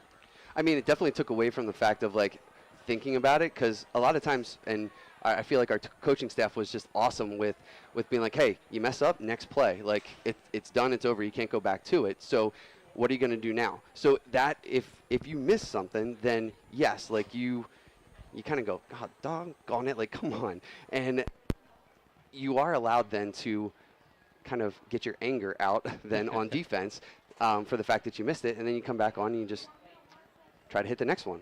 Well, we're going to take a quick break, come back. I'm sure Steve's got a couple things he'd like to check in with you as a special teams coach, as well as a head coach over at Susquehanna. Let's take a break. We got Ryan Heinzelman up here. It's a part of Through the Upright segment. Take a break, come back. We'll continue with him. Selinsgrove trailing 21-14 at half. This Selinsgrove football presented by Selinsgrove Ford on Eagle 107, eagle107.com, and on the SBC Sports Live YouTube channel. This world is filled with breathtaking moments where every road is an invitation to adventure and new stories. Built for those who crave exploration, freedom of the open road, and above all, safety. Subaru will take you through the rugged mountains and everywhere in between, empowering you to experience the wonders of nature like never before. Whether you're a trailblazer or a weekend explorer, come and visit W&L Subaru, where we will help you discover the joy of driving and embrace your love of the great outdoors. Are you built for business? We are at Lackawanna College in Sunbury, and we can help you build a foundation for a successful career in business. Lackawanna College offers both associate and bachelor's degree programs, so you can go as far as you want to go. Take the first step. Explore our business programs at lackawanna.edu and see what we mean when we say we're built for business. This is life-changing.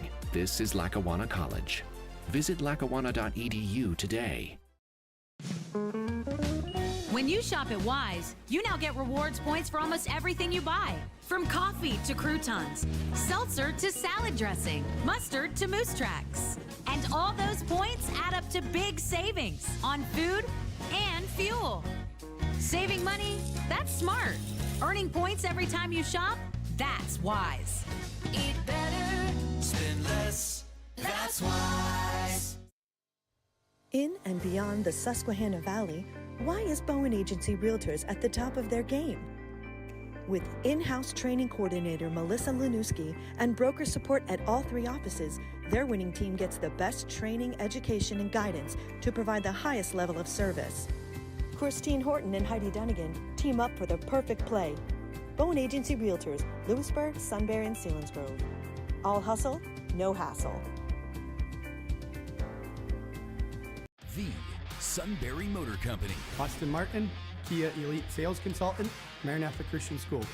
Amber Wren, Certified Hyundai and Lincoln Sales Consultant, Selinsgrove Area High School. Ian Chikuski, Certified Ford Sales Professional, Mount Carmel and Shamokin area. Christopher Stengline, Ford Certified Sales Consultant, Selinsgrove Area High School. Tom Mertz, 4th generation owner, Sunbury Motor Company, Shikellamy High School. A tradition of trust since 1915.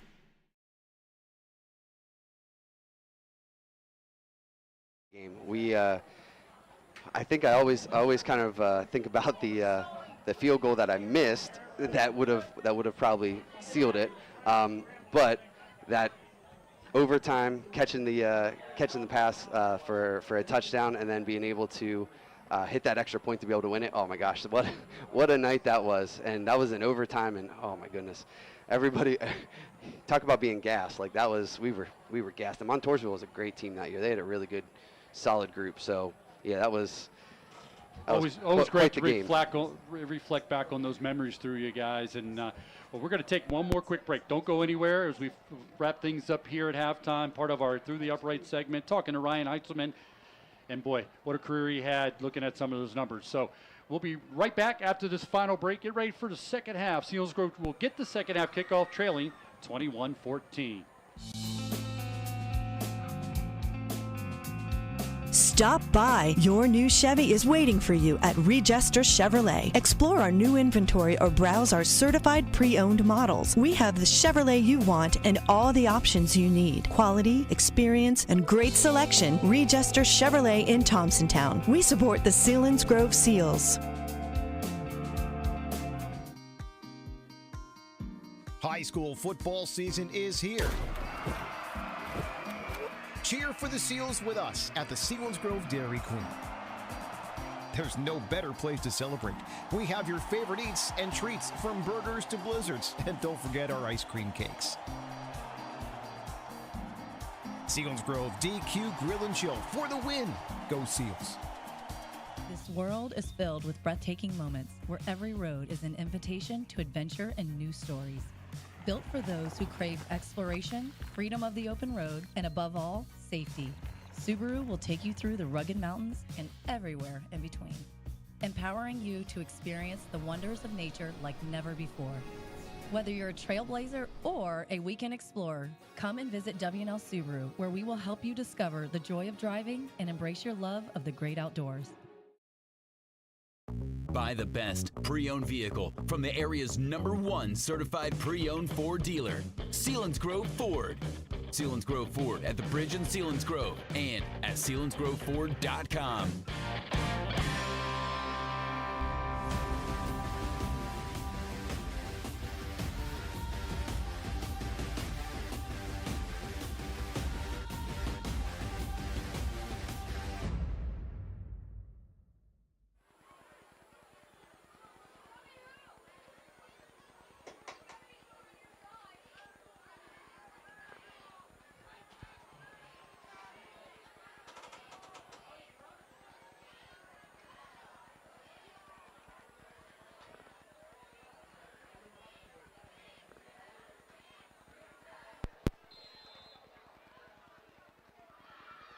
Second half has gotten underway. Quick start to the second half. Still here with Ryan Heintzelman. Get some final words with him before we send him away. Selinsgrove penalty as well in that return.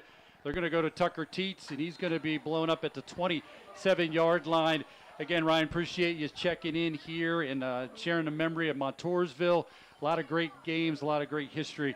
But, your final thoughts as you watch Carter Young, and I know you have some involvement with him, and what kind of career he's having here. Oh my goodness, he has been awesome. went out and worked with him a little bit a couple summers ago, and just the strength of his leg was incredible, and what he's been able to do this offseason and into this season, oh my goodness, the kid is just so good. Pastore under center, blitz coming. He fakes it to the deep man, looking deep, looking for Bastian. He doesn't see it, and it's going to be intercepted by Tyson as he's going to get the interception and return it to the Jersey Shore 47-yard line. Yeah, they overplayed him. They did it under and over on top of Bastian on that play. That's tough throw. Well, Ryan, I appreciate you coming up, and we'll let you get back to getting out in the stands and watching your beloved Seals try to deal with the turnover here and maybe get back in this game. We appreciate it, and again, all that you've done at Selinsgrove as you continue to do with the younger program as well. Thank you so much. Appreciate it, Pat. Yep. See you, Ryan. Ryan Heinzelman is a part of our Through the Upright segment. Played at Selinsgrove 2003, 2005. Appreciate him checking here at halftime. Quick goes Elijah Jordan off the right side. Got some room into Selinsgrove territory. Still spinning, still going. Bounce it off, guys. Reverses his field and finally slammed to the turf by Gavin Bastian, but Elijah Jordan shook off some defenders and gets a big carry there. Another explosive play for the Jersey Shore Bulldogs. They're going right at him again, right from the line of scrimmage. No substitution. First down pickup for the Jersey Shore Bulldogs. Deep man Elijah Jordan with the call again.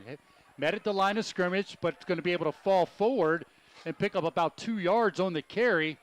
So it's going to be a 2nd down and 8 for the Jersey Shore Bulldogs. And like you said, Steve, quickly up to the line of scrimmage. Not going to change anything that way. It looked like Miller was on the solo shot there. 2nd down and 9. Just underway here in the second half. Going to be a speed sweep this time. Goes to Tyson. Tyson up the left sideline. Still going. Going to be met, knocked out of bounds at the 20-yard line. And just like that, the Jersey Shore Bulldogs in business deep in Selinsgrove territory. Taking a look at the first half stats, Selinsgrove just 5 first downs, 39 yards rushing, 78 through the air, at 18 plays going for 117 yards, 3 penalties for 15 yards. Loomis fumbles the snap, and he's going to be knocked down, taken down, but it's Tucker Teets making the stop as Loomis fumbled the snap from center, and it's a negative play, positive play for the Seals defense. Absolutely. I was just saying, and Zach said this a little bit earlier, boy, they haven't even come close to making a mistake.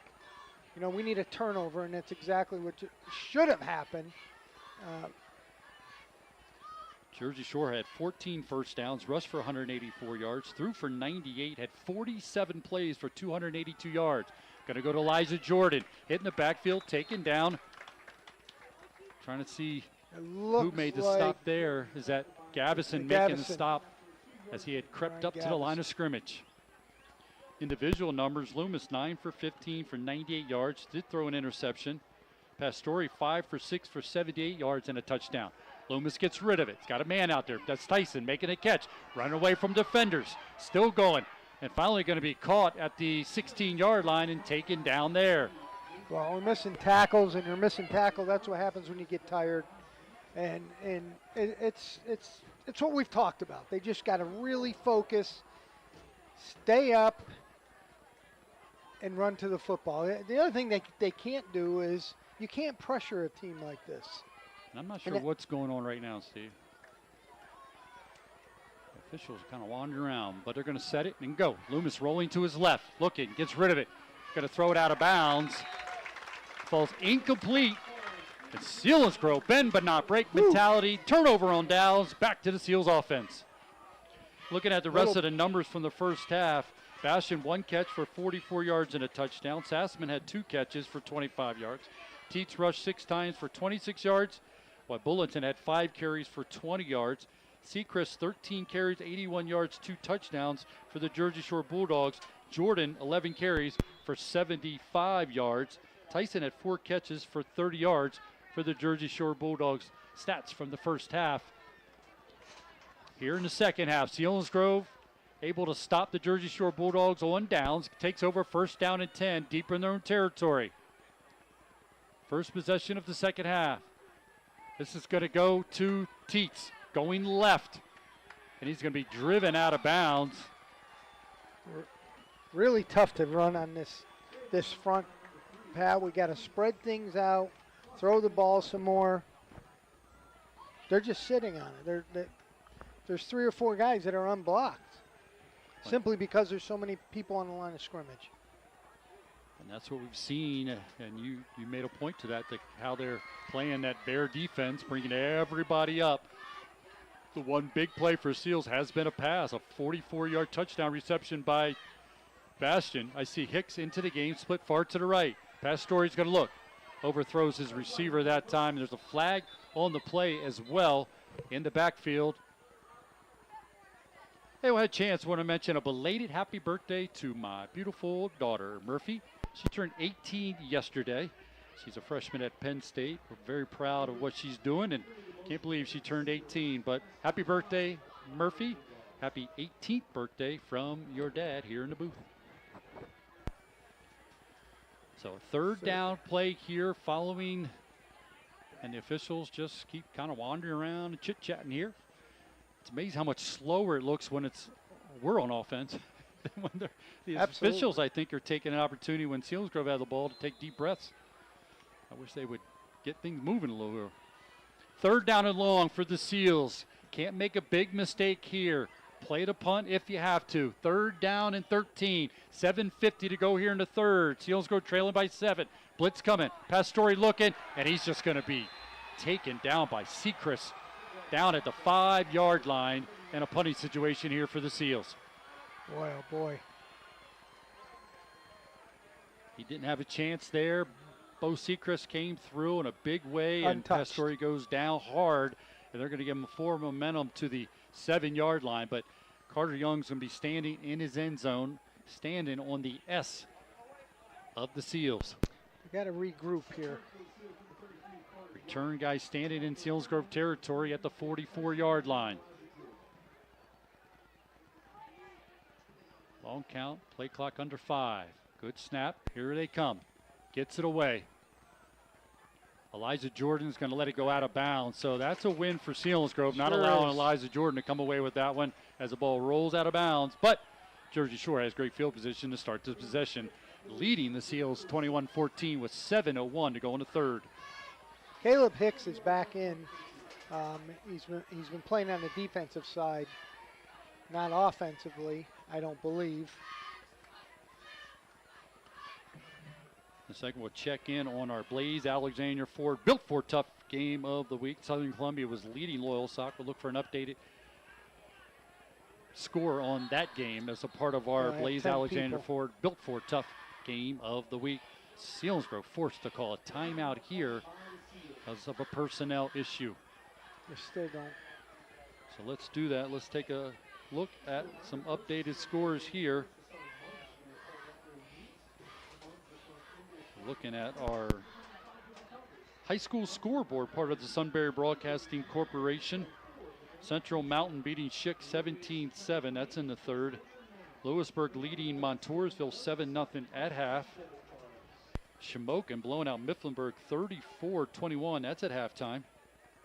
Danville all over Central Columbia at half, 41-0. Midwest trailing Milton 42-7.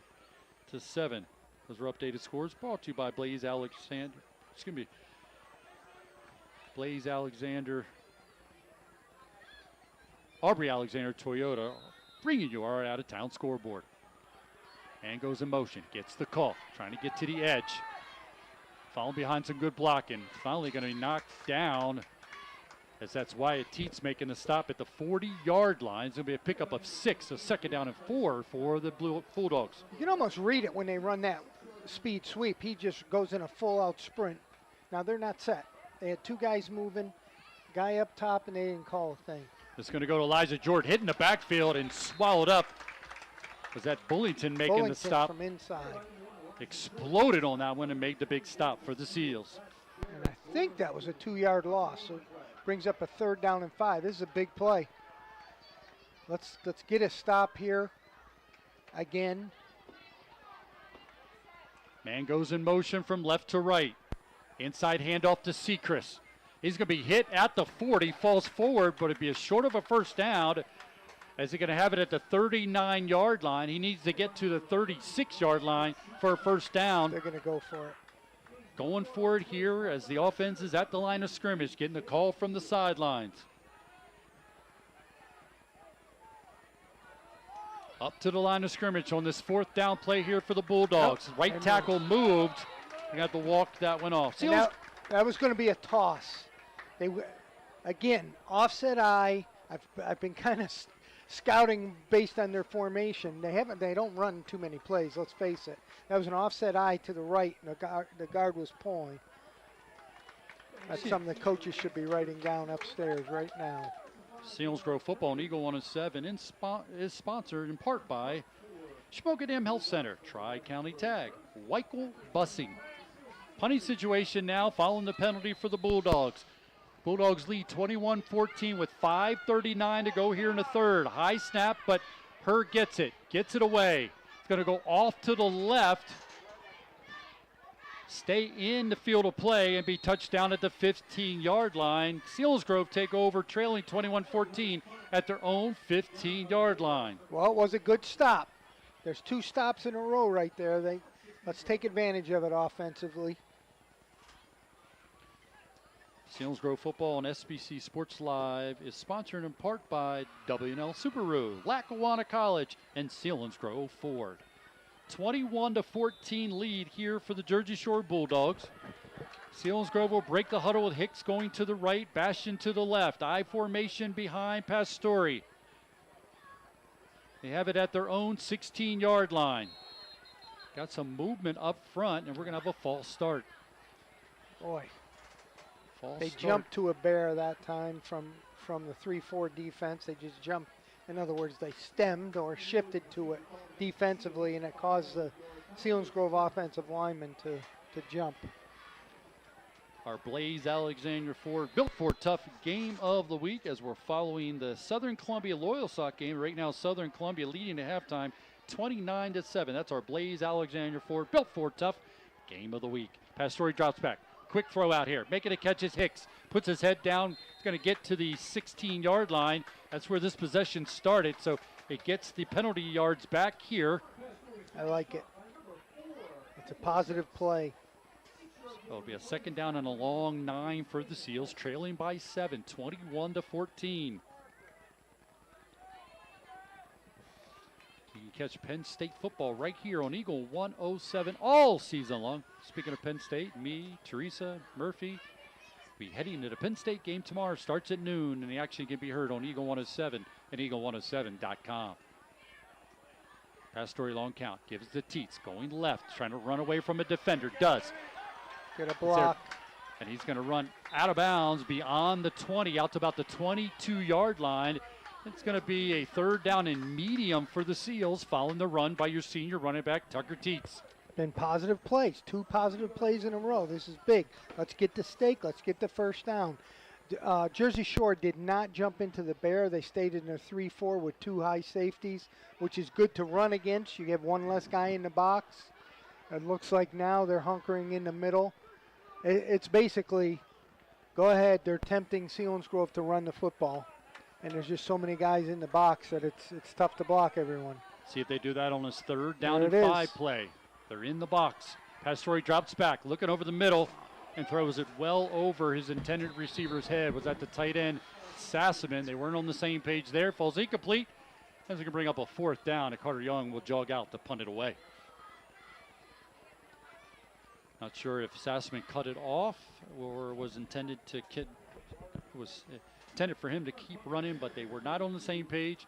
So going to give the ball back to Jersey Shore. They're looking to get great field position as Carter Young will look to punt this one away.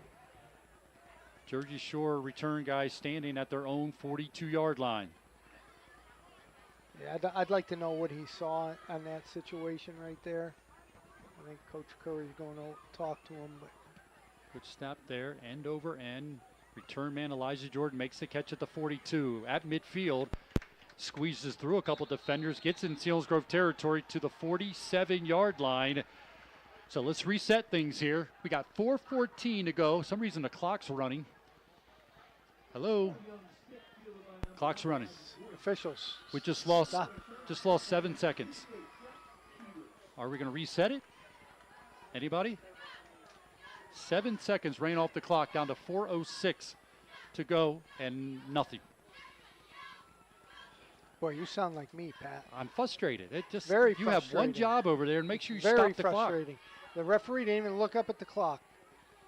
Handoff Once. straight through the middle to the second level for the Jersey Shore Bulldogs, Bo Sechrist, and he's going to get 5, be a second down and 5, maybe 4. I think they're setting them at 4. Second down and 6. 3:50 to go here in the third. 21-14 lead. It was 14-14 at halftime. Sechrist got his second rushing touchdown of the night. 21-14 lead. Delayed handoff that time to Sechrist. He'll be stopped short of the 40-yard line, about the 41-yard line. So just like that, it's a big third down play here for the Seals defense. Look, it looks like it's going to be a third and a long 3 from the right hash. Let's see if they attack this side of the wide side of the field. Got Samar split far to the left. Got Tyson off to the right. Broken eye behind Loomis. Going in motion is Tyson. This is the way they're going to come. Elijah Jordan's going to get the call. Met at the 40. He's going to be Did short of not a first get it. down. Trying to get a number of that gray shirt coming up. Was that Peterson on the stop from his linebacker position? 4th down and 1. Quickly to the line of scrimmage for the Jersey Shore Bulldogs. Give it to the fullback, and he's going to squeeze through for a first down. That's the tempo. Seals weren't even lined up. That's tough, man. First It's down really pickup. Back up to the line of scrimmage. Same thing again. Fullback gets the call again. Trying to bounce off guys. Knocked down. Maybe a half-yard loss. Nope, they're going to give him forward momentum right to the original line of scrimmage. The chain not even completely wasn't set. even. That's the referee's job to make sure that it's set. He didn't even look that way. The chain wasn't even. This is frustrating. The chains are a part of the game. If they're not set, I just don't get it. But in motion again. Loomis sends a man in motion. Inside handoff to Sechrist, going right. He's hit, taken down. I like the defense. It's toughening it up here in the late in this third quarter. Only trailing by 7. This will be a 3rd down and 9. I would say that they're going so fast that they're tired themselves. They mean in Jersey Shore. Now they're subbing here. So you have guys ready on the sideline to sub. They don't. Selinsgrove does not sub. Jersey Shore does. Trip to the left. 3rd down and 9. Loomis drops back. Looking over the middle. Man wide open. In and out of his hands and falls to the turf. Be a 4th down and 9. Is this 4? Nope. They're going to send a guy out to punt it away. Boy. Look Three at Bo Sechrist. series in a row. You look at Sechrist. He's down. Yes. He's gassed they're as well. They're tired as well. 3 series in a row that the Seals stopped them. Gonna punt this way, trying to pin Selinsgrove deeper in their own territory. Watch for a fake here as well. Good snap. The kick is away. It's going to go in the end zone. Selinsgrove will take over. 1st down and 10 from their own 20-yard line, trailing by 7 to the Jersey Shore Bulldogs. Scoring recap went like this. Sechrist got on the board first. With 11:05 in the first quarter, it was 7-0 lead. Teets 95-yard kickoff return tied it at 7. End of the first quarter was 7-7. Then Loomis 1-yard run put Jersey Shore up 14-7. Bastian 44-yard reception tied it up at 14-14. And Sechrist 5-yard touchdown run before half made it. It's 21-14 lead for the Jersey Shore Bulldogs. And that's where we still stand. 21-14 lead. Quick throw this time. Out there to Bastian, making a catch, dragging the defender to the 27-yard line. That's good. That's good. Pick That's up good. about 5, maybe 6. It'll be a 2nd down and medium here for the Seals.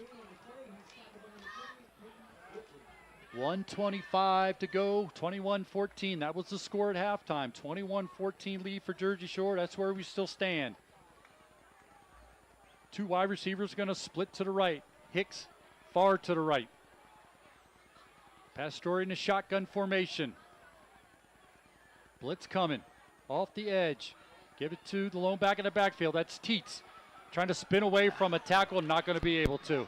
31 made a good play. Bo Sechrist making the stop in the backfield. Going to be a loss on the play for the Seals before it's into a 3rd down and 6 for the Seals. I like what they did, though, with formation. They got them out of the bear front, made them play. They're still playing man coverage, but that takes 4 4 defensive players out of the box. Looking for Teets to get one of his big explosive plays. They tried it there, didn't work. Sent 2 wide receivers to the left, tight ends on the left as well. Pastore drops back, a slant. In and out of the tight end's hands as he was going out in the flat, falls out of his hands, incomplete, 4th down. Carter Young will make his way out, trying to flip fields here for the Seals. They're really struggling trying to throw a football. Whew. Selinsgrove football on Eagle 107 and sponsored in part by Cole Stony Hill Tree Farm, Service First Federal Credit Union, and Jet Residential. Carter Young will try to punt this one away. Return man standing at their own 40-yard line. Gets it away. Whoa. Good punt. It's going to go over Elijah Jordan's head and take. Good coverage. Nice punt. Stop right there as Studer is able to down it there at the 32-yard line after that great punt by Carter Young. Now rides some momentum here. As you heard Ryan Heinzelman, sometimes people overlook special teams. Not here tonight, and that's a great punt by Carter Young. Try to ride that momentum here defensively. And you mentioned the defense has stepped up in the last 3 possessions. Yeah, they haven't. And we're almost 11 seconds left in the 3rd quarter, so let's see where this brings them. Hit in the backfield, slam to the turf as that Minier making a stop from his nose tackle position for the Seals on the Elijah Jordan carry off to the right. Lost on the play, back to the 29-yard line. And that's the final play of the 3rd period.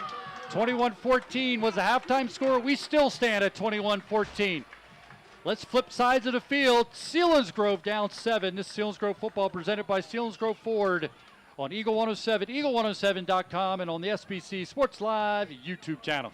Keep on trucking at Blaze Alexander Ford. We currently have the largest selection of F-150 trucks in the area, and we're taking up to $7,900 off. If you're looking for an F-150, an F-250, gas or diesel, we've got them. Plus, we've got the Bronco Sport, the Explorer, the Edge, and the Escape, all at the area's lowest price guarantee. If a pre-owned vehicle is what you're after, we currently have over 150 pre-owned vehicles in stock, starting at just $99 a month with a warranty. Only at Blaze Alexander Ford, Route 45 in Lewisburg, where you're always going to get the lowest price guaranteed.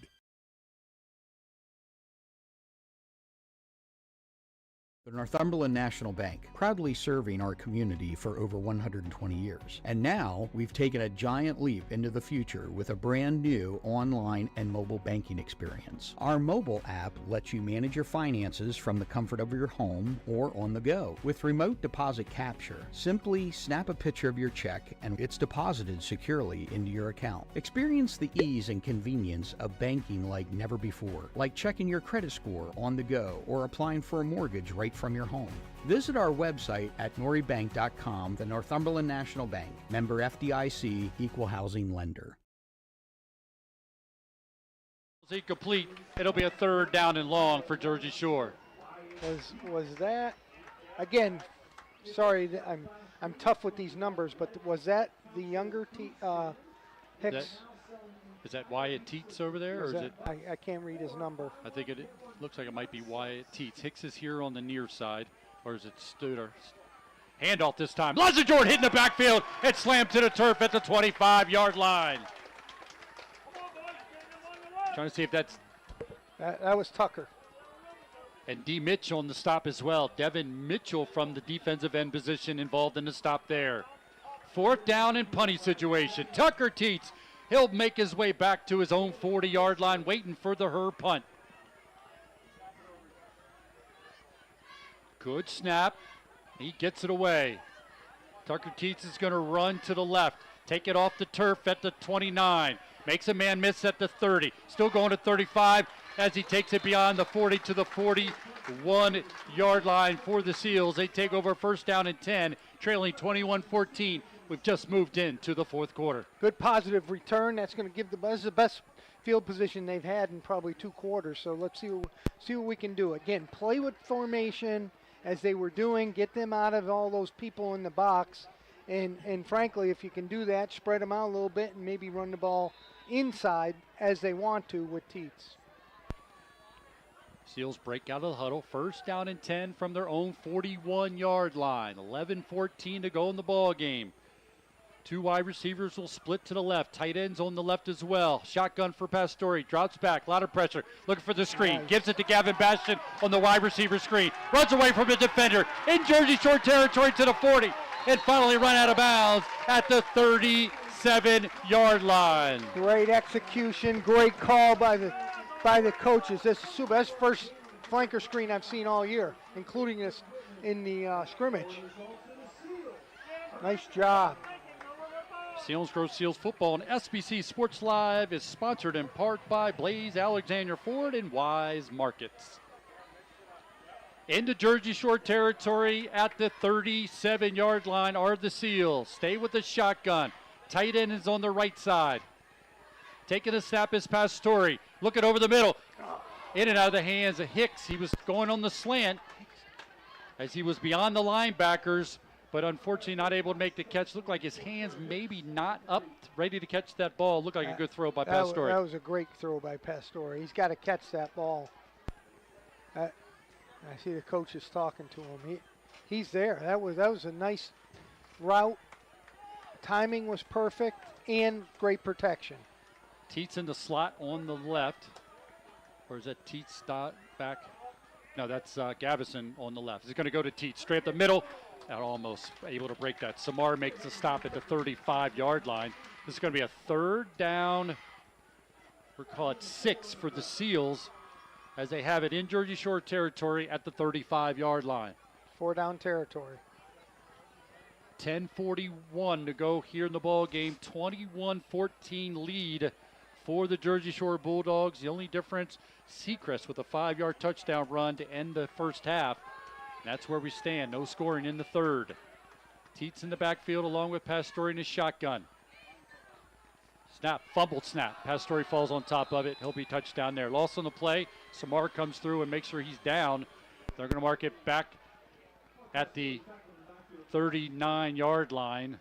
So 4th down here and 11, and you'll see Carter Young will jog out and try to pin the Jersey Shore Bulldogs deep in their own territory.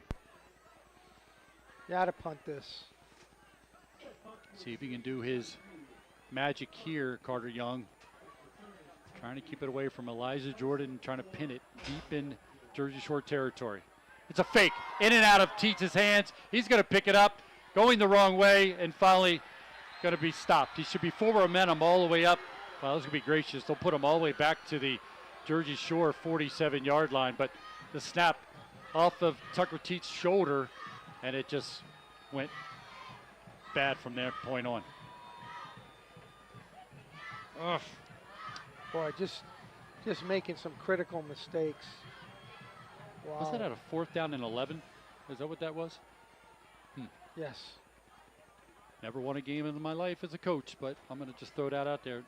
I question that one, especially the result. But give Jersey Shore great field position at their own 47-yard line. Jersey Shore leading 21-14. 9:40 to go here in the ball game. Shotgun formation for Loomis. He's going to option to the left. Gets it out there for her. Her hit the backfield and swallowed up. Loss on the play of 1. Ethan Miller leading the way initially in the backfield. There were a bunch of great jerseys there. Actually, they're almost black now, right? Because of the sweat. It's true.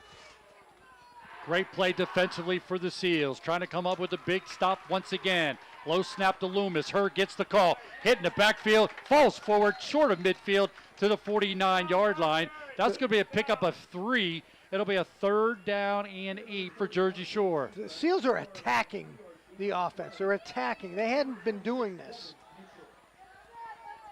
Wide receivers to each side. Loomis gets the snap. Quick throw this time. Out to Tyson. Making the catch. And he's going to be hit and driven back as Hicks is slow to get up once again. As everybody in the stands along with us in the booth, looked like Hicks was held on that. But fortunately for the Seals, great pursuit and forced a punting situation. Well, I'm not going to say anything until the punt is off. As it's a 4th down and 5. 8:20 and counting to go in the game. Seals trailing by 7. Good snap this time to Hurd. Gets it away. Tucker Teets is going to come under it at the 11. Runs away from 1. Trying to get to the sideline. Not going to get there. Good coverage once again. Yeah, really is that good. Loomis, your kicker, or your quarterback making the stop? Yeah, really good coverage that time. Good, nice punt. They also have gotten a lot out of their punt game tonight. But the Seals they've stuffed them this entire half defensively. It was 21-14 at half. Yeah, it was 21-14 at halftime. No scoring in the third. That's where we still stand. 21-14 with 8:06 to go in the ball game. Pastore gets the call from the sideline, makes his way to the huddle. Selinsgrove will have it at their own 19-yard line, following the good punt by the Jersey Shore Bulldogs. Wide receivers will go to each side. Shotgun formation for Pastore. Teets in the backfield with him. Blitz coming. Pastore drops back. Quick throw. Gets it away. Unable to make the connection to Gavin Bastian. Pastore's having a tough time connecting tonight. The ball's all over the place. He's lost some accuracy. Selinsgrove football on Eagle on a 7, and sponsored in part by Aubrey Alexander Toyota, America's Hose Company, and Spig's Battery and Repair. We're here in the fourth quarter. Selinsgrove trailing by 7, 8:02 to go in the game. Good battle between these two teams, highly ranked in the area. Pastore drops back, gets rid of it. He's got a man, making the catch at the 25. Going to get close to the 27-yard line, but that's going to be short of a first down. Unable to shake that one defender. Was that Guy Pell that made the catch, or was it Teets? Trying to think which one that was. Was it 10 or 11? It was 10. So that was Guy Pell making the catch. Now third down and a long one for the Seals. Pastore gets the call, gets to the huddle. Big play here for so many reasons for the Seals. Hicks is going to split to the right. I formation. Play clock at 5. Tight defensively. Give it to the fullback, straight up the middle. Bullington's going to get the first down as he crosses the 30 and gets close to the 32-yard line. Steve, that's a huge play. That's a huge, huge play. Was that Big Bullington or was that down. Ethan Miller? Was that Ethan Miller on the carry that time? Again, these numbers, I assumed it was Bullington, but then Ethan making Miller. excuses here. I don't know which one that was. As Ethan Miller made his way to the sidelines after that. So not sure if it was Miller, but the bottom line, it's a big first down. Wide receivers to each side. Gavin Bastian, the lone receiver on the left. Pastore in his shotgun. Blitz coming straight up the middle. Going to get rid of it. Well behind Gavin Bastian on the slant as the defender was in Pastore's face.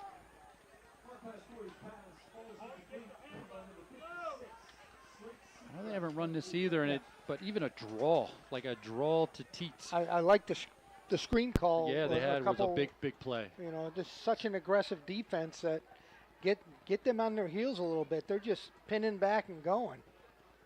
6:41 to go in the game. Officials over here having a conversation with the guys not even dressed in the game. Second down and 10.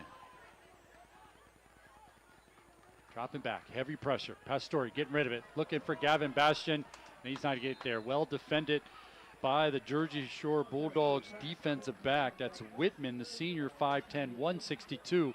Ran interference on Bastian, unable to get to the ball. I don't know if that was supposed to be a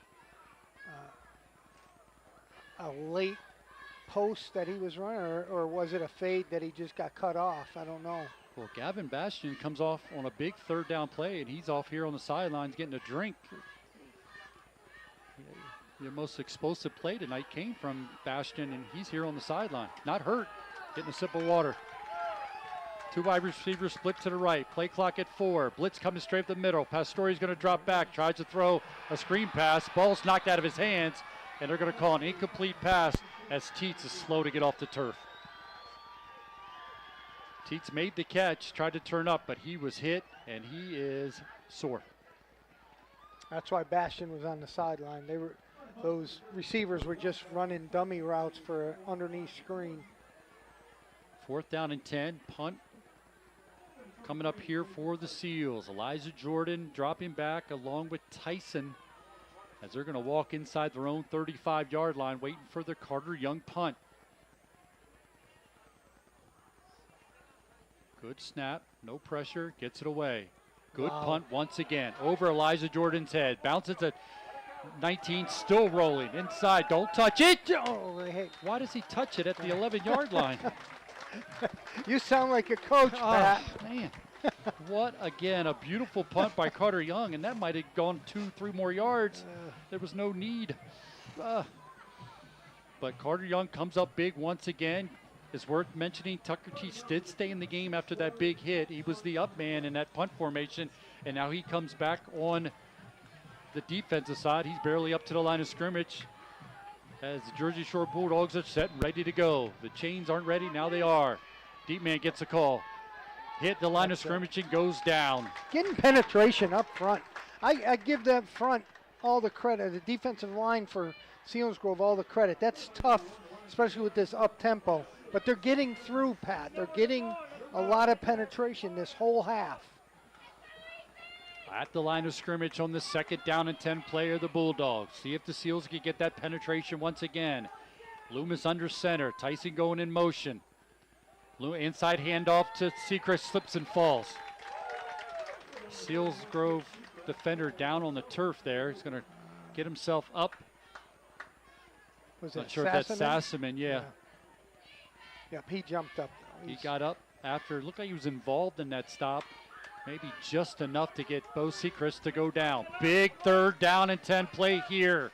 Selinsgrove can get a stop here. They can get great field position if they're able to make a stop. Trips to the right. Loomis shotgun, rolling to his right.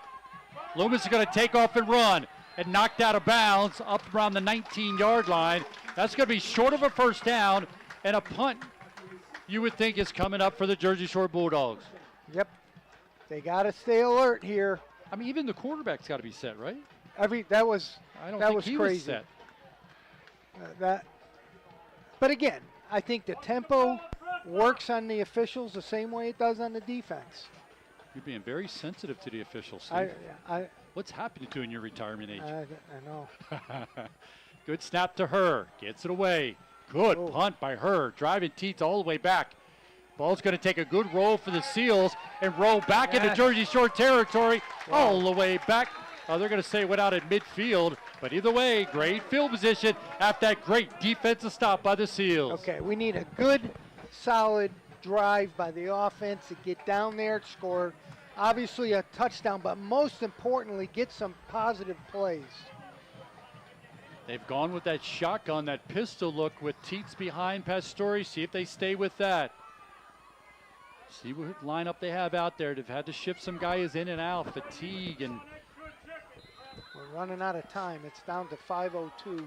And Hicks is going to split to the left. Is that Gavison in the slot? Teets alone back in the backfield. Tight end on the left for the Seals. Pastore gets the snap. Look, quick throw this time out to Bastion. Makes the catch. Nice. Turns it up.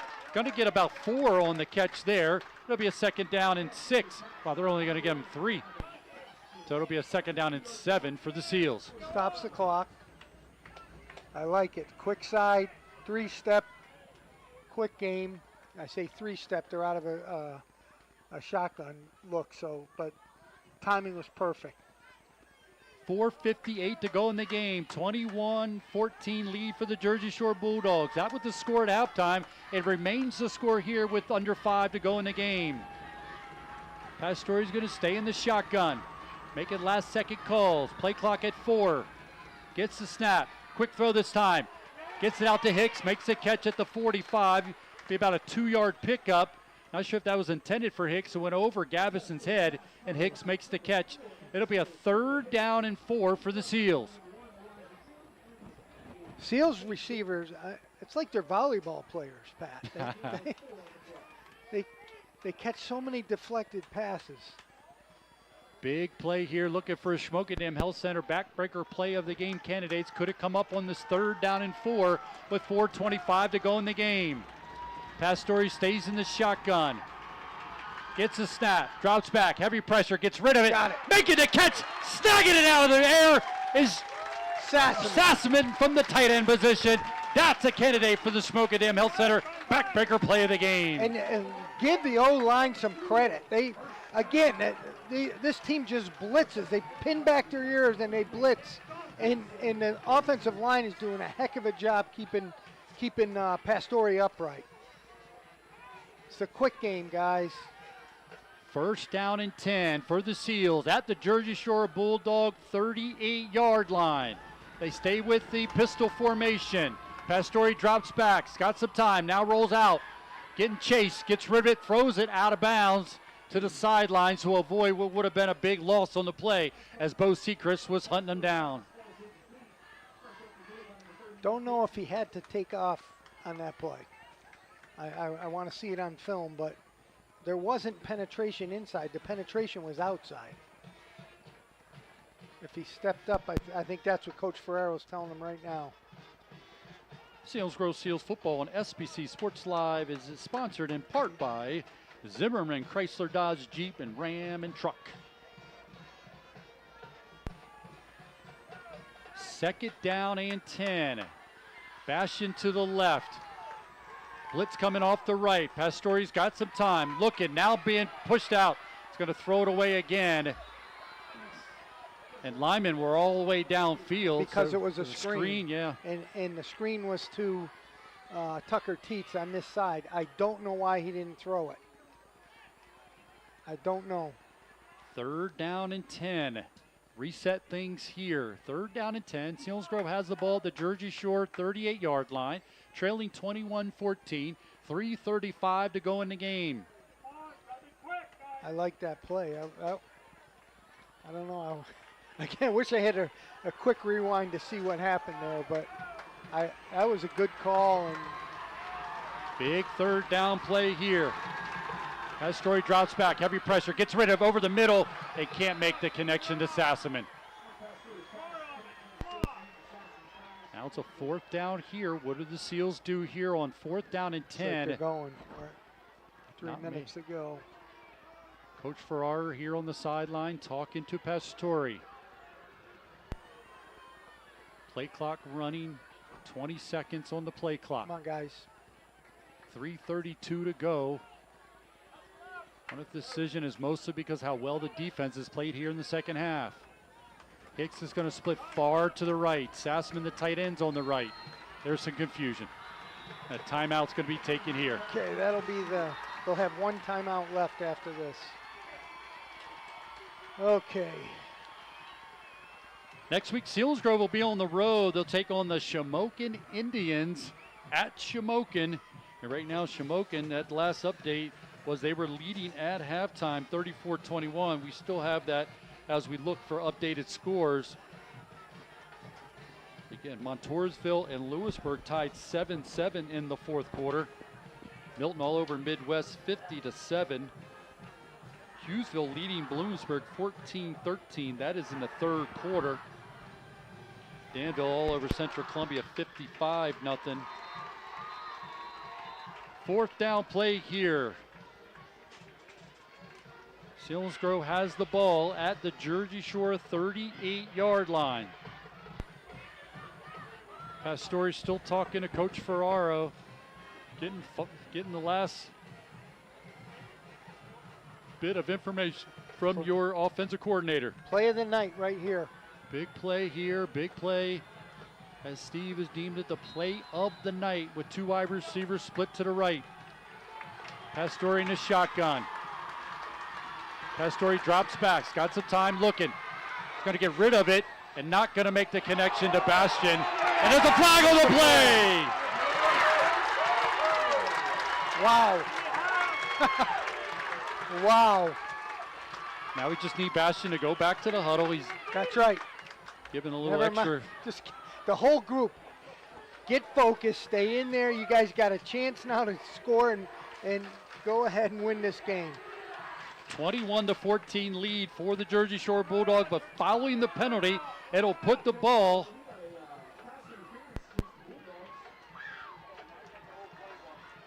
inside the 30 as they walk this off inside the 25, as the official will mark it down at the 22-yard line as Gavin Bastian started to turn to try to make a play, and they called a penalty on the defender Tyson there. Selinsgrove first down and 10 at the Jersey Shore 22-yard line. Two wide receivers split to the right. Long count for Pastore. Blitz coming straight up the middle. Give it to Teets. Second level. Breaks away from a tackle. Again. Goal line. Touchdown Selinsgrove Seals. Wow. Take advantage of the penalty, do the Seals. Now the all-important extra point to try to knock this one up at 21-21. Their linebackers were jumping all over because they're the extra blitz man. He crossed the line. The center's head went the opposite side. They ran just on blocking up front, and he was in the end zone. Cardigan will attempt this extra point here. Looking for a good snap here. Snap's good, holds good, the kick is up. End over end, and it's good. We're all knotted up. With 3:21 to go, the Selinsgrove Seals gets the first points in the second half, and it comes with 3:21 to go in the ball game on Tucker Teet's second touchdown run of the night and his 7th on the season. You know what we're going to see now, Pat? This football team, this Jersey Shore football team, is used to what? Winning by 60, winning by 40. How many tight games have they been in? One in the last couple years. Allentown Central Catholic last year up at Williamsport in the playoffs. I think they ended up losing like 22-18 or something. I'm probably off with that. But typically, teams like this don't necessarily do well in a tight game. Let's see how this goes down. 3 minutes, 21 seconds. Like you said, when it's about closing things out, it's a whole different mindset. But right now, the Seals defense has been huge here in the second half. They're going to need to continue as they've just tied it up on a Tucker Teets 23-yard touchdown run. That completed an 8-play, 50-yard drive. Took 1 minute and 41 seconds. The extra point good by Young. We're all knotted up 21-21. That's the Selinsgrove Ford drive summary. Now can Carter Young kick this one out of the end zone and pin Jersey Shore deep in their own territory. He has it teed up. He approaches it and kicks it away. A line drive kick going away. Fumbled right at the 2-yard line and picked up by the return man at the 15. That's her as he's going to cross the 20 out to the 23-yard line, covered well by the Seals. Absolutely. Selinsgrove football on Eagle 107 and sponsored in part by Aubrey Alexander Toyota, America's Hose Company, and Spig's Battery and Repair. Let's see what they do. Are they gonna be patient enough to run their, 3 yards up tempo, or are they gonna try to stretch the field?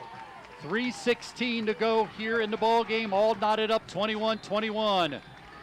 Devin Mitchell, the defensive end here on the left. Loomis is going to keep it option to the left. He's going to pitch it. Wide open grass this time for the pitch man. Still going upended as he crosses the 40. Was that her or Elijah Jordan? Can't tell if that's 31. That's 31, so that's Sechrist. He was the pitch man, and they took advantage of that as he takes it beyond the 40 to the 41-yard line. Nice call.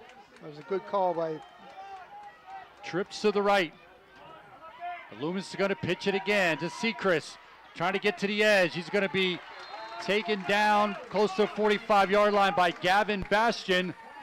As a pickup of 4, second down and 6. From the safety position. That was a nice job by Bastian. Referees will spot it down just inside of the Jersey Shore 45-yard line, second down and 6. Loomis rolling to his left. Heavy pressure, and he's going to go down. Devin Mitchell, Tucker Teets met at Loomis to take him down. Huge sack. No sacks a week ago. Big sack there for the Seals defense, and it puts the ball all the way back inside the 40 to the 38-yard line. Be a 3rd down and 14. Loomis drops back, looking, going to get rid of it. In and out of his receiver's hands. Intended receiver that time was Sweesley, falls incomplete. And you think Jersey Shore's going to punt this one back to the Seals. Have to. Remember what I said, tight game. They're not used to that. This team averaging 60.5 points per game in the first 2 games. They have not scored here in the second half. Tucker Teets is going to drop back. In front of him will be Gavison. Her waiting for the snap here. Good snap. A return being set up. Short kick. Now Gray Shirt's got to get away from it. Going to be stopped there by Sweely at the 26-yard line. Selinsgrove take over, first down and 10. 2 minutes to go. 2:01 on the clock. They literally need to get about 40 yards to get into a field goal range for Carter. So it's attempt. Selinsgrove Football on SBC Sports Live is sponsored in part by Register Chevrolet and our very favorite Dairy Queen. Seals only have 1 timeout, so we've got to pay attention to that as well. 2 minutes to go in this one. 2 minutes. Selinsgrove in a shotgun, all tied 21-21. Give it to Tucker Teets. Straight up the middle, short of the 30-yard line, 29-yard line. That'll be a burst of about 2. It'll be a second down and 8. Jersey Shore on the night, they're scoring drives, 4-play drive, 15-play drive, 14-play drive for Selinsgrove. Kickoff return, 3-play drive, and an 8-play drive to tie this one up. Pastore trying to connect with his tight end, or nope, that was Gavison, not able to make the connection, and a very important third down play here for the Seals. Stick around after the game. We'll get our stats from our stack man, Zach Showers, get the rundown of the scoring here. Also give you Schmokadam Health Center backbreaker play of the game and finalize some other scores going on around the valley. But right now it's a third down play here. We're calling it 3rd and 8. 1:35 to go in the game, 21-21. Bastion split far to the left. Pastore waiting for the call, gets it. Trots back, throws it up over the intended receiver's head, falls incomplete, and Carter Young once again will jog out to punt it away. That was looking for Hicks there, but sailed well over his head. Yeah, that's. I don't know how open Hicks was in either of those. Those were, 5-yard routes. I don't know if we would have got the first. But it falls incomplete, and we're going to ask Carter Young to do it again. See if he can flip side of field and not get a return here. Dropping back Elijah Jordan and Tyson. Looking for a good snap here. Gets it. No pressure, gets it away. Good punt. It's going to bounce. Get a great roll once again. Roll it inside the 20. Now do not touch it. They touch it at the 14-yard line. And it started to roll the other way, so on that one you do touch it. What a great game. Great game. People ask why I do this. 25 years of covering high school football. 25 years, wow. I know, I started when I was 5 or 6, I guess. But games like this, man, what a classic we have in front. We knew it was going to be one. The best rivalry in District 4 football. Seals, Jersey Shore, and is not disappointed here tonight. 21-21, Loomis drops back. Go with the draw to Elijah Jordan. He's got some green grass in front of him. Going to be caught from behind by Ethan Miller and taken to the turf. Well, they're going to call horse collar tackle on that. Ethan Miller hopefully got more of the number than he did the collar, but a big burst by Jersey Shore. Now, they have not attempted a field goal all season long. Keep the aggression going defensively. Loomis drops back. Lots of time. Going to get rid of it. Looking to the sideline. And it's going to be caught. Nope, knocked away. Knocked away. Now, is that Wyatt Teets over there? I think it's Wyatt Teets, if I'm not mistaken. Looks like 11 as Loomis was looking down the left sideline, but that's going to bring the ball back after the incompletion to make it a second down and 10 from the Jersey Shore 32-yard line. Boy, good reaction, good coverage, great spot to be in by Teets. Gavison up to the line of scrimmage. A lone safety is Bastion. We'll send Max Engel to the left. Trips to the left. Looking to the right. Almost intercepted. Ball knocked up in the air by Sassaman and almost intercepted by Hicks. Woo. As we're looking for candidates for the Schmokendam Health Center backbreaker play of the game, boy, that could have been a huge defensive play for the Seals. But either way, Steve, it's knocked to the turf, setting up a 3rd down and 10. Angle now is going to be here on the right side. Sechrist in the backfield, shotgun for Loomis. 54 seconds to go in regulation. Trips into the boundary. They did this earlier. Low snap to And Loomis. Drops backside. back. Getting some pressure. Going to take off. Nope. Now he's going to throw it. And it's going to hit the turf and fall incomplete. So it's going to be 4th down. 46 seconds. As team exchange punts here. See if Tucker Teets can dial up some magic here. Late in the ball game, under a minute to go. 46 seconds to go in this instant classic. We had one of those earlier this season already in the Del Val victory for the Seals. That's Hicks dropping back. Just looking to field this punt. Good snap. This one's going to go away. Trying to catch it here. Hicks will at the 35. Trying to get to the edge. He's going to be hit at the 42 and go down at the 42-yard line. 1 timeout remaining for the Seals. They have it outside of their 40. No, get at the 41-yard line. Last week they did 4 verticals quite a bit. Just lined up wherever the 4 receivers are. They haven't done that yet tonight, but you have to have good protection for a play like that. But that you saw what happened last time. Pass interference, whatever, could keep things moving here. And I haven't seen them do that all night. 1st down and 10 for the Seals. Both teams looking to improve to 3-0. Seals up to the line of scrimmage. Going to stay in the shotgun. Hicks split to the left. Well, Here comes Wyatt Teets in the slot. There's the 4 vertical. There's the 4 receivers. Pastore drops back under heavy pressure. Almost intercepted and then almost caught off the deflection to Hicks. Falls incomplete. 2nd down and 10. Bo Sechrist involved in the stop there, or a deflection there. Oh. Bo and Tate brothers, and then Slate is the cousin. But that was almost the concept of 4 verticals. They actually all ran, I think, about a 10, 15-yard route. But I think they can really generate some, just throw it up and run it underneath it. Bastion split to the left. Pastore drops back. He's got some time here. Going to throw a middle screen in and out of Teets' hands. Again, high pass. Unable to come down with it was Teets. He lost his poise on that one.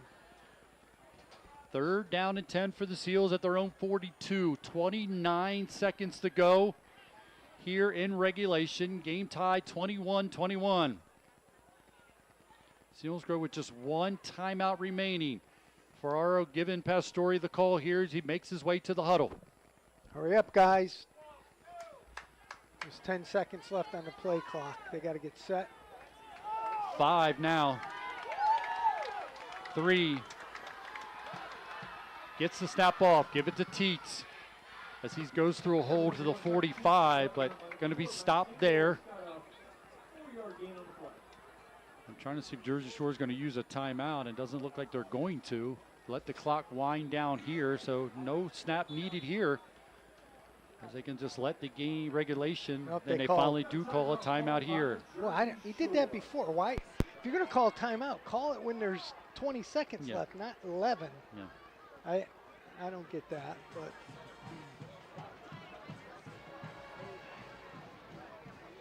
After the game, we'll give you the Schmokendam Health Center backbreaker play of the game, give you a scoring recap of other games going on, part of our Aubrey Alexander Toyota out-of-town scoreboard. Also, we'll take a look at the Blaze Alexander Ford Built Ford Tough Game of the Week. Brought to you by Blaze Alexander Ford as they give us our Built Ford Tough Game of the Week. Somebody just collapsed. Somebody just collapsed right on the ground. Oh, boy.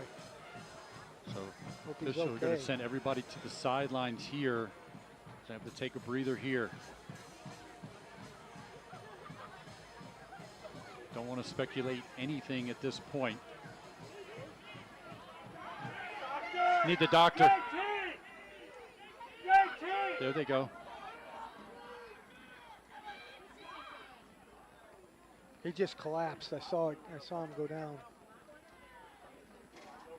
Again, we're not going to talk anything about that other than hoping the best for the young man on the far side. Again, we appreciate all the sponsorship we get. Selinsgrove Football, again, Sunbury Motor Company, Northumberland National Bank, W&L Subaru, Lackawanna College, Selinsgrove Ford, also Register Chevrolet and Dairy Queen, Zimmerman Chrysler Dodge Jeep Ram and Truck, Blaze Alexander Ford and Wise Market. Also appreciate the sponsorship, W&L Subaru, Lackawanna College, and Selinsgrove Ford. Game being brought to you on Sunbury Broadcasting Sports Live YouTube channel. So we have a break in the action. Again, young man on the far side being tended to by the medical staff.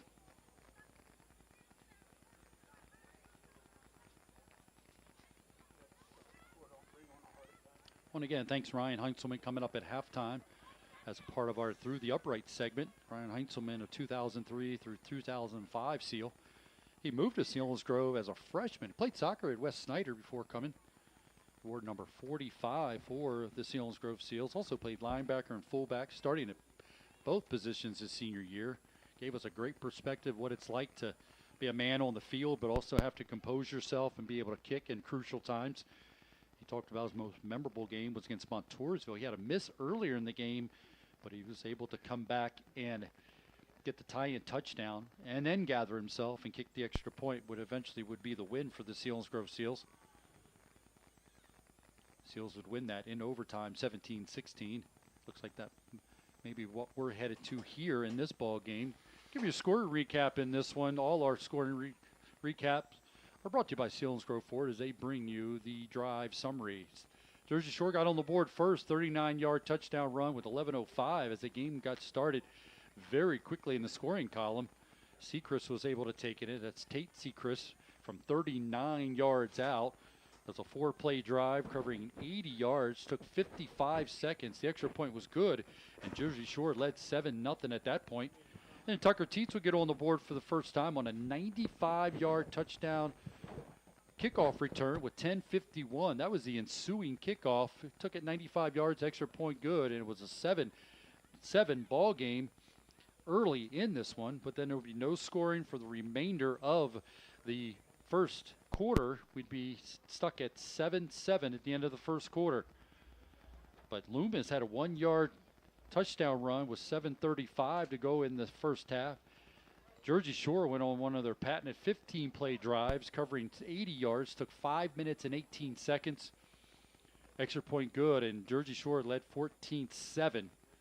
Gavin Bastian would make a reception and take it 44 yards for the touchdown. That was with 6:05 to go in the second quarter. 3-play drive covering 47 yards, took 1 minute and 29 seconds. Extra point good, and it was a 14-14 ball game. But then Tate Sechrist would get a second rushing touchdown of the night for the Bulldogs, a 5-yard touchdown run with 1:48 to go in that first half. Again, another 14-play drive covering 66 yards for the Jersey Shore Bulldogs. Took 4 minutes and 10 seconds.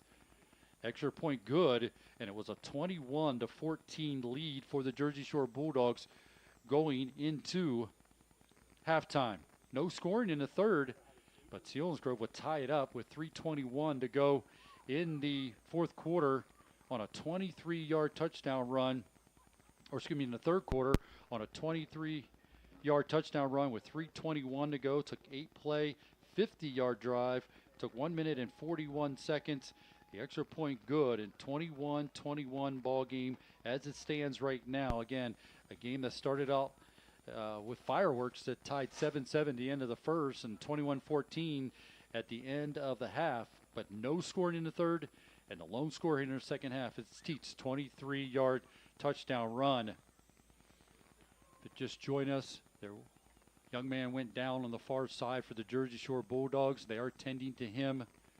Not going to speculate on anything that happened there, but definitely silenced the crowd here, understandably so, as the entire focus on the health of this young man.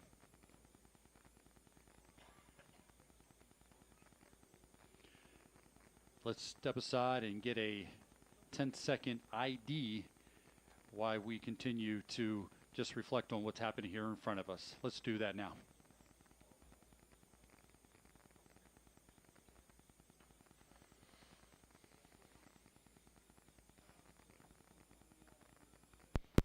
Back here at Harold Bullock Memorial Field. Selinsgrove, Jersey Shore, at a great matchup here, tied 21-21. Selinsgrove has not led in this game, but there has been 3 ties. Jersey Shore has taken the lead 3 times in this game when it was 7-0, 14-7, and then 21-14. But right now, again, we are tied up 21-21.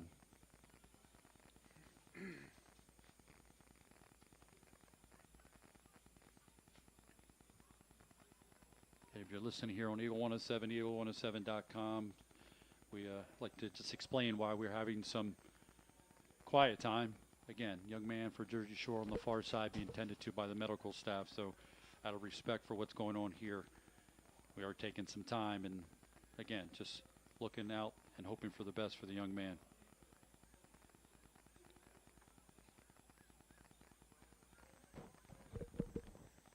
Emergency personnel did come on the field. Fortunately, the ambulance is in the corner. Well, while they continue to do their evaluations on the far side, let's take a break and come back. All tied up, 21-21.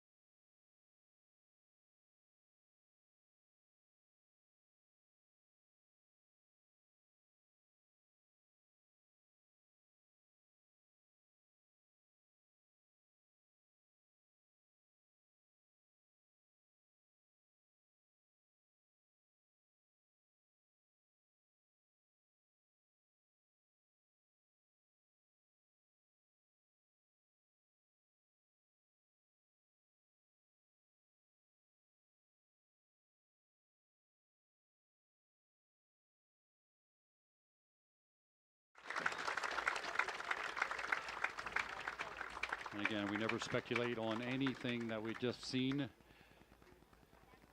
we just leave it at, we wish the young man all the best under a certain situation. Now both teams will try to regroup here to play out the final 11 seconds here in regulation. As the medical staff talking to the officials about where we go from here. Tom Gravish is going to gather his team together on the far sideline. Take a moment. Selinsgrove did the same here on the near side. Yeah, Selinsgrove has been huddling as a team since this started.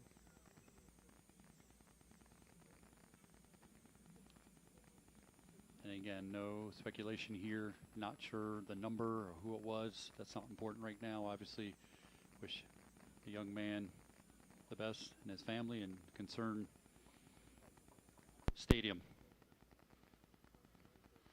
Selinsgrove locked up in a 21-21 ball game. Jersey Shore has done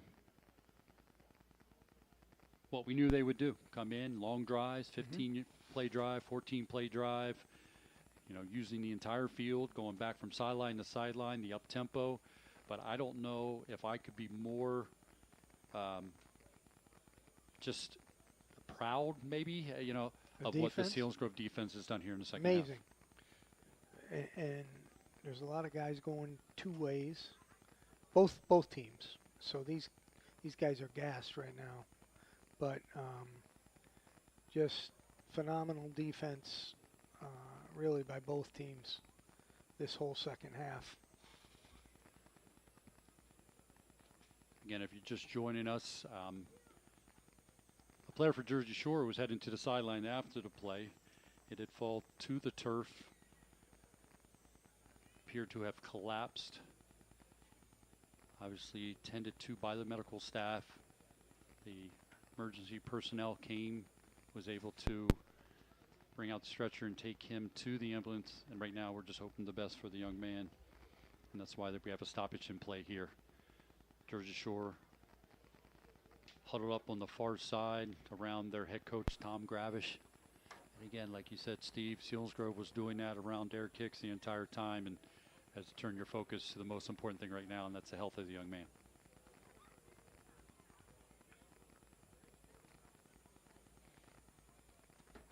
After tonight, Selinsgrove will head to Shamokin. Back-to-back games at Shamokin. They'll play Shamokin Indians, and then the following week they'll play the Shikellamy Braves. Shikellamy field is not able to be played on at this moment. They did play one game there, but then they relayed the track, and so the field is not available for play. So next week we'll take the Eagle 107 team and the SBC Sports Live YouTube team to Kent Memorial Stadium at Shamokin, as Selinsgrove will take on the Shamokin Indians, who, when I last saw, they were playing well and in the lead. So maybe Shamokin will come off a big win for themselves. Still says it was at half, so I'm looking for updated score here, but they were leading at halftime, 34-21. And that's still the score that we have here. We do have finals here, as Southern Columbia beat Loyalsock 36-7. That game was a part of our Blaze Alexander Ford Built for Tough game of the week, and didn't turn out so tough, as Southern Columbia able to beat a very good Loyalsock team 36-7. Tri-Valley beat Lime Mountain 23-14. Danville all over Central Columbia 55-3. Those are finals. Milton beat Midwest. That's a final, 57-13. Mount Carmel, no problem with Warrior Run, 41-6. That's a final. And Montoursville beats Lewisburg in 2 overtimes, 21-14. So Montoursville gets the win over Lewisburg. Lewisburg can be heard on WVLY.com and 100.9 WVLY as a part of the Sunbury Broadcasting Corporation. Again, we'll be at Shamokin next week. Shamokin up by 6, leading 34-28. So they're looking to get a win there and gain some momentum as they'll host the Selinsgrove Seals.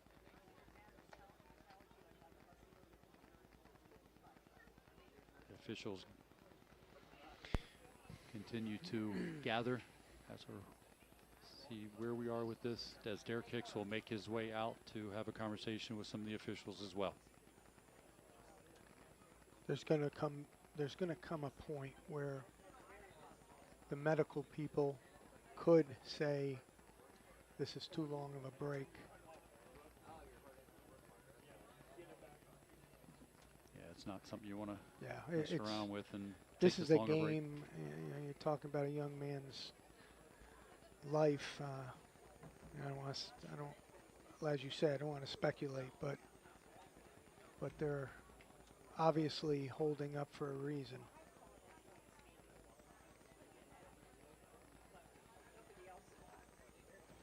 Appreciate all you watching on the SBC Sports Live YouTube channel. I know I get a lot of questions during the week, and people get frustrated when the SBC Sports Live YouTube channel isn't up and running like we want it to. Please be patient with us. We got young men and women who are taking their time and after a busy day coming and trying to work through all the kinks, and we appreciate all that they do to make this happen for you. So sometimes when we go on and it's not on, please be patient with them. It's not easy as everything else to find people who are willing and able to do it, to travel with us and bring you the YouTube channel. But hopefully tonight it's up and running. Haven't heard anything. It is a great opportunity to catch the Selinsgrove Seals on video. So again, it's the only place. So I know all the other thing on Facebook page, anytime we post something on Facebook, you're going to see some scammers trying to come on and say, log on to this and you can watch Selinsgrove football. I just want to let you know, do not fall for that. Don't get caught up in that. I've heard people end up putting all their information in and wanting to know why they're not able to watch the game. You got to watch that. There's no other way to watch Selinsgrove football from our standpoint than on our SBC Sports Live YouTube channel and here on Eagle 107, eagle107.com. So now we got Ryan Solomon, AD. He'll make his way to the head official. Derek's out chit-chatting with them. And as you said, Steve, now you start to be concerned about too long of a hold off and maybe the emotion of everything going on, and got to be careful about what you're doing in this situation. So a lot of good conversations, I'm sure, having here. Yep. Done it a long time, Steve, at Susquehanna, Hall of Fame coach, and I know you know as well as anybody, it's all about the young man in front of you, not about a football game at this point. No question.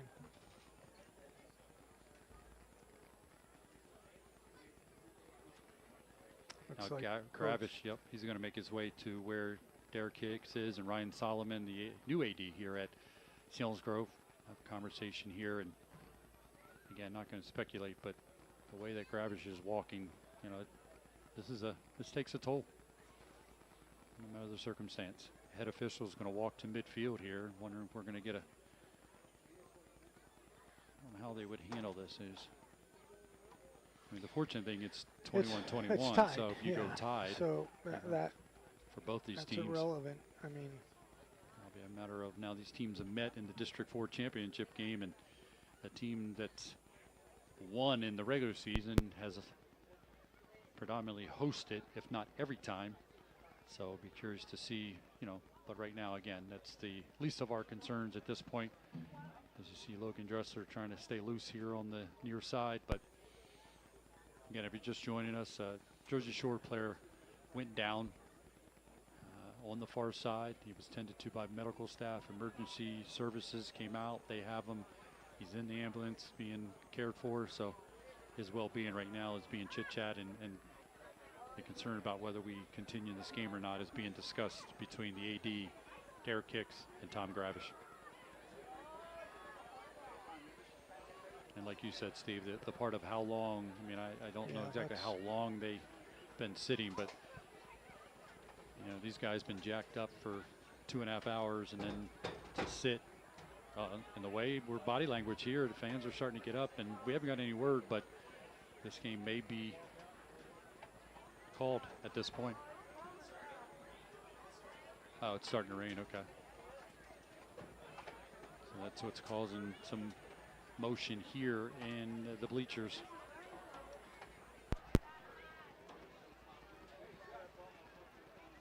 Selinsgrove started off the season with an upset win over Del Val, 28-21, and then got the win a week ago over Juniata. Slow start for Selinsgrove, but they were able to turn it on in the third quarter and win that one 38-8.